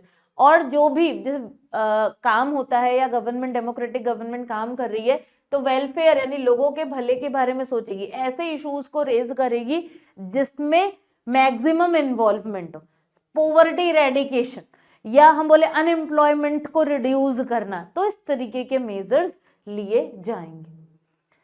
Next, democratic governments are usually attentive to the needs and the demands of people, ये हमने पढ़ लिया। Justify the statement with suitable argument, कि democratic government हमारी needs और हमारी demands को लेकर क्या रहती है, अटेंटिव रहती है। आप लोगों को भी पता है, इतना सारा हमने पढ़ा, वही सेम चीजें आ रही हैं, government by people choice, accountability हो गया, पब्लिक डिस्कशन एंड डिबेट्स हो गया, ट्रांसपेरेंसी, सेम बिल्कुल सेम क्वेश्चन था, लैंग्वेज बदली है पर आंसर में कोई चेंज नहीं है। Evaluate the outcomes of democracy in economic sector, economic sector में डेमोक्रेसी के क्या आउटकम है। सबसे पहले मॉडरेट इकोनॉमिक ग्रोथ, तो जब हम इकोनॉमिक सेक्टर में ग्रोथ की बात करते हैं तो एकदम बहुत फास्ट ग्रोथ नहीं होती, क्योंकि इकोनॉमिक ग्रोथ भी करनी है और हर एक सिटीजन को जस्टिस भी प्रोवाइड करनी है, इसलिए हम मॉडरेट इकोनॉमिक ग्रोथ बोलेंगे, ना तो बहुत तेज और ना ही बहुत स्लो, मीडियम लेवल पे। Studies shows that democracy and dictatorship have had almost similar rates of economic growth, dictatorship में ग्रो स्लाइटली फास्टर, कि डेमोक्रेसी के कंपैरिजन में बाकी अदर फॉर्म ऑफ गवर्नमेंट थोड़ी ज्यादा तेज ग्रोथ देगी, लेकिन हो सकता है कोई ना किसी को परेशान होना पड़ रहा होगा या कोई ना कोई ऐसा सेक्टर होगा जिनके इंप्रूवमेंट के बारे में नहीं सोचा जा रहा होगा, पर डेमोक्रेसी में सबके बारे। Balanced development, economic development in democracy depends on factor like population, resource and global situation. तो जब इकोनॉमिक ग्रोथ की बात करते हैं तो ये सारे फैक्टर्स कंसिडर करते हैं। Inequality of wealth, democracies have not been very successful in reducing gap between rich and poor। तो हमारी कंट्री में, हमारी इस कंट्री की democratic government rich and poor के गैप को कम नहीं कर पा रही। इसमें हम बोल रहे हैं कि वो 100% सक्सेसफुल नहीं है, लेकिन फिर भी वो जो भी प्रॉब्लम्स होती है उन प्रॉब्लम्स को सॉल्व करने के लिए एफर्ट करती है, ट्राई करती है। Reduction of poverty, despite having political equality, democracies often fail to effectively address the poverty।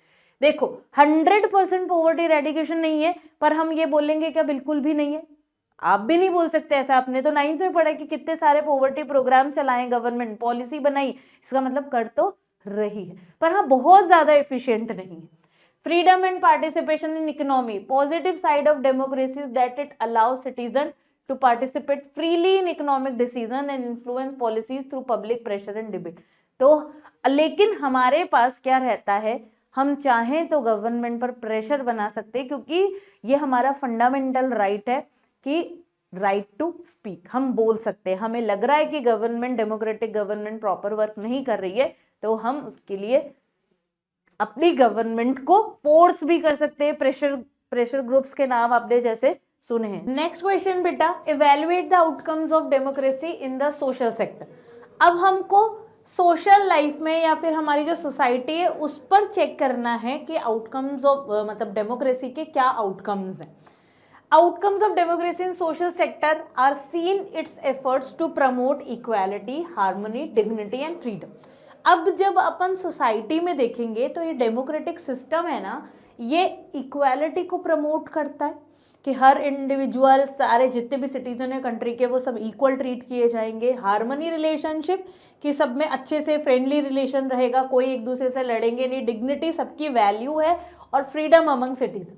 दो challenges remain, democracy provide the best framework for achieving these goals. पर क्या क्या बता रखा है, चैलेंज रिमेन। चैलेंजेस तो रहेंगे, मतलब प्रॉब्लम्स, जिन प्रॉब्लम्स को हम सॉल्व कर सकते हैं, तो प्रॉब्लम्स तो है, पर फिर भी सारी प्रॉब्लम्स को सॉल्व किया जाता है। सोसाइटी में हमेशा एकोमोडेशन, यानी सोसाइटी कभी भी ऐसी नहीं रहेगी कि आपस में लोग एक दूसरे के खून के प्यासे हो रहे हो, सब एक दूसरे को मारने में लगे, ऐसा कुछ नहीं रहता। पॉलिटिकल एंड सोशल इक्वालिटी, अगर हम कंट्री में, डेमोक्रेटिक कंट्री में बात करें तो democratic country political equality provide करती है और सोशल इक्वालिटी। पॉलिटिकल इक्वालिटी कैसे प्रोवाइड करेगी, 1 पर्सन 1 वोट, और उस वोट की वैल्यू भी क्या रहेगी, 1 रहेगी। Social equality without any discrimination, gender के बेसिस पे, कास्ट के बेसिस पे, रिलीजन के बेसिस पे, किसी भी तरीके का कोई डिस्क्रिमिनेशन अलाउ नहीं है, सबको इक्वल माना जाएगा। Next, accommodation of social diversity, कि अगर कोई डाइवर्सिटी, मतलब जो डिफरेंसेस हैं, चाहे रिलीजन के बेस पे देखो, लैंग्वेज के बेसिस पे देखो, जो भी डाइवर्सिटी है उन सब चीज़ों को अकोमोडेट किया जाता है, सॉल्व किया जाता है पीसफुली। लड़ाई झगड़े नहीं, मतलब श्रीलंका की तरह नहीं होता। याद है ना आपको श्रीलंका जिसमें तमिल्स और सिन्हलास के बीच में क्या हो गया था, डिस्प्यूट्स, इतना ज़्यादा कॉन्फ्लिक्ट्स हो गए थे, लड़ने लगे थे। तो ये सब नहीं होता, यहाँ पे अकोमोडेट किया जाता है। प्रोटेक्शन ऑफ माइनॉरिटी राइट्स, और जो माइनॉरिटी हैं, माइनॉरिटी कौन होते हैं बेटा, माइनॉरिटी का मतलब जो लोग नंबर्स में कम हैं। हम माइनॉरिटी के अलग अलग बेस देख सकते हैं। माइनॉरिटी लैंग्वेज के बेसिस पे भी होती है, माइनॉरिटी रिलीजन के बेस पे भी होती है। तो नंबर्स में जो कम होते हैं उनको भी क्या मिलता है, प्रोटेक्शन मिलती है। क्यों मिलती है, ताकि मेजॉरिटी जो होगी वो किसी भी तरीके से डोमिनेट नहीं कर पाए। Dignity and freedom of individual, ये हमने इतनी बार पढ़ा। विमेन का एग्जाम्पल लिया, लोअर क्लास का एग्जाम्पल लिया, मतलब लोअर कास्ट जिसे बोला जाता है, उनके एग्जाम्पल लेके कि हर एक पर्सन की वैल्यू है, सबको इम्पोर्टेंस दी जाती है। डिस्क्रिमिनेशन वगैरह इन सबको हटाया गया है, इनके लिए मतलब फाइट्स हुई हैं। अगर मार्जिनलाइज, जिनकी लाइफ इतनी बुरी थी, उन लोगों को कोई राइट्स नहीं था, तो उसके लिए रिवॉल्यूशंस हुए। रिवॉल्यूशंस इन द सेंस हम बोलेंगे प्रोटेस्ट हुए, प्रोटेस्ट हुआ, कॉन्स्टिट्यूशन ने लॉ बनाए ताकि किसी भी तरीके का डिस्क्रिमिनेशन ना। ठीक है। Public awareness and citizen empowerment, कि हमारी कंट्री में पब्लिक अवेयरनेस, इतना मीडिया हमारा एक्टिव है जिसकी वजह से जो सिटीजन्स हैं वो अवेयर होते जा रहे हैं, उन्हें सब कुछ पता है, गवर्नमेंट क्या डिसीजन ले रही है, क्या काम कर रही है, हम लोगों को मतलब हमें इन सब के बारे में खबर रहती, अवेयर रहते हैं। And citizen empowerment, democracy transform people from passive subjects into act, कि इस डेमोक्रेटिक सिस्टम ने पैसिव सब्जेक्ट्स को एक्टिव सिटीजन्स बनाए हैं। पैसिव सब्जेक्ट यानी पहले जब ब्रिटिश गवर्नमेंट थी उस टाइम पे हम लोग पैसिव सब्जेक्ट्स थे, सब्जेक्ट उनके हिसाब से चल रहे, जो वो बोल रहे वो कर रहे, हम पर उन्हीं का कंट्रोल चल रहा है, तो पैसिव सब्जेक्ट्स थे। लेकिन इस डेमोक्रेटिक सिस्टम ने हमको क्या बना दिया, सब्जेक्ट्स के टैग से चेंज करके सिटीजन बनाया, वो भी एक्टिव सिटीजन, क्योंकि डेमोक्रेटिक गवर्नमेंट हमारे हिसाब से चलती है, हम जैसा डिसीजन लेते हैं, हम जिनको लोगों को वोट कर रहे हैं, तो हम पैसिव सब्जेक्ट से एक्टिव सिटीजन बने, अवेयर सिटीजन बने, who can question authority and demand justice, जो कि क्वेश्चन कर सकते हैं गवर्नमेंट पे कि गवर्नमेंट क्या कर रही है, क्या नहीं कर रही, और जस्टिस डिमांड कर सकते हैं। नेक्स्ट क्वेश्चन है, explain the role of democracy in establishing the dignity of citizen. ये बहुत बार हो गया, इसमें हम विमेन का एग्जाम्पल लेंगे, इसमें हम एग्जाम्पल लोअर कास्ट का लेंगे और उनके बेसिस पे हम इसको अच्छे से समझ सकते हैं। तो ये अब आप रीड करना, explain the role of democracy in establishing harmony among social diversity. Harmony को कैसे स्टेब्लिश किया गया है इसके बारे में हम पढ़ते हैं। पीसफुल मैनेजमेंट ऑफ डिफरेंस, कि जब भी सोसाइटी में जो अलग अलग लोग हैं, चाहे डाइवर्सिटी किसी भी बेसिस पे ले लो, अगर कोई डिफरेंसेस अराइज होते हैं तो उन डिफरेंसेस को पीसफुली रिजॉल्व किया जाता है। ऐसा नहीं है कि दो लोगों के बीच में लड़ाई झगड़ा हो गया तो वो एक दूसरे को मार डालेंगे। In a democracy, social division based on religion, language, caste or ethnicity are handled through dialogue, discussions and negotiation rather than force. Forcefully किसी को भी कुछ नहीं करवाया, मार नहीं रहे, पीट नहीं रहे, सारी चीजें डिस्कशन नेगोशिएशन से होती। Equal political rights for all, कि हमारी कंट्री में कोई भी हो सबके पास equal political rights. Representation of minority group, और जो माइनॉरिटी ग्रुप्स भी है ना उन ग्रुप्स के पास भी मतलब उनको भी राइट है कि वो भी रिप्रेजेंट कर सके। ऐसा नहीं कि उनकी एग्जिस्टेंस पूरी तरीके से खत्म हो जाएगी, मेजॉरिटी ग्रुप्स उनको डोमिनेट करेगी, नहीं, उनके पास भी फंडामेंटल राइट्स है, वो भी अपने रिप्रेजेंटेटिव को इलेक्ट कर सकते हैं, उनका भी कोई ना कोई रिप्रेजेंटेशन करने वाला होगा जिससे कि माइनॉरिटीज़ के इंटरेस्ट को, उनकी नीड्स को ध्यान में रखा जाएगा। नेक्स्ट देखें, पावर शेयरिंग एंड इंक्लूजन, कि अब हमारी कंट्री में पावर शेयर्ड रहती है। जैसे हमने फेडरलिज्म चैप्टर पढ़ा जिसमें आपने देखा होगा पावर कितने गवर्नमेंट्स में डिवाइडेड है, ताकि क्या हो रहा है कि कोई भी मतलब किसी एक पर्सन के पास पूरी सिंगल अथॉरिटी ना रहे, सेंट्रलाइज्ड नहीं है पावर, यहाँ पे डिसेंट्रलाइज्ड है। Democratic government often adopt power sharing mechanism to include different social, cultural, regional groups in decision making, ensuring fair participation and trust, कि जब डिसीजन मेकिंग होता है तो अलग अलग ग्रुप्स को इंक्लूड किया जाता है, किसी भी एक पर्सन के पास पूरी की पूरी पावर नहीं होती। Prevention of suppression, unlike dictatorship that often suppress diversity, democracy allow free expression of identity and culture, helping people coexist peacefully। कि हमारी कंट्री में जितने भी डाइवर्सिटी है वो सब एक साथ रहती है, मिलजुल के रहती है, और इससे हमारी जो मतलब सोशल हार्मनी है वो बढ़ती है। यहाँ पे ऐसा नहीं है कि अगर दो जनों के बीच में डिस्प्यूट हो गया तो वो एक दूसरे से बिल्कुल अलग हो जाएंगे, नहीं, हमारी कंट्री में यानी डेमोक्रेटिक कंट्री में इन सब चीज़ों को कोप अप किया जाता है, सब मिलके सब आपस में मिलजुल के रहते हैं, और इसी वजह से सोशल हार्मनी और ज़्यादा मतलब और ज़्यादा मजबूत होती। Clear? Democratic government are usually attentive to the needs and demands of the people, justify the statement with suitable argument. आपको क्या बताना है कि डेमोक्रेटिक गवर्नमेंट जो होती है वो ज़्यादा अटेंटिव होती है, लोगों की नीड्स पर ज़्यादा ध्यान देती है, इस स्टेटमेंट को justify. Government chosen by the people, क्यों गवर्नमेंट ज़्यादा ध्यान दे रही है? क्योंकि गवर्नमेंट को चूज कौन कर रहा है? Common people. अगर कॉमन पीपल उन्हें वोट नहीं देंगे, उन्हें चूज नहीं करेंगे, तो फिर वो गवर्नमेंट कैसे बनेंगे, लीडर्स कैसे बनेंगे? इसलिए उनका ही काम है, उन्हें ध्यान देना पड़ेगा। Accountability and responsibility, democratic government accountable होती है, आंसरेबल होती है वो पब्लिक को, ये उनकी रिस्पॉन्सिबिलिटी है। अगर वो ऐसा नहीं करेंगे तो फिर उनको कोई वोट नहीं देगा तो इलेक्शंस नहीं जीतेंगे तो लीडर्स भी नहीं बनेंगे, तो ये उनकी रिस्पॉन्सिबिलिटी रहती है। और इसके साथ साथ डेमोक्रेटिक गवर्नमेंट रिस्पॉन्सिव भी होती है, वो हमारी नीड्स, हमारी डिमांड्स को रिस्पॉन्ड करती है। पब्लिक डिबेट्स एंड कंसल्टेशन, की जब भी कोई डिसीजन लिया जाता है तो डिस्कशन, नेगोशिएशन से लिया जाता है, ऐसे नहीं कि एक पर्सन ने जो सोचा वही कर लिया, नहीं। Policies and decisions are discussed openly in legislatures and the media, ensuring that public opinion shapes governance, कि जो भी बात मतलब कोई भी पॉलिसी बनानी है, कोई भी डिसीजन लेना है तो लेजिस्लेचर में वो ओपनली डिस्कशन हो रहे हैं, सबके पास बातें जा रही हैं, यहाँ तक कि हम लोग भी उस बात को सुन सकते हैं, हम पढ़ सकते हैं, रीड कर सकते हैं, तो ओपन डिस्कशंस रहते हैं।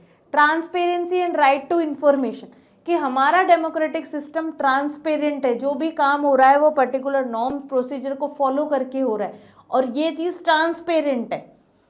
राइट टू इंफॉर्मेशन, हमारी कंट्री में राइट टू इंफॉर्मेशन, कि हमें कोई भी गवर्नमेंट वर्क को देखना है, समझना है, हम देख सकते, चेक कर सकते, ये हमारा फंडामेंटल राइट है।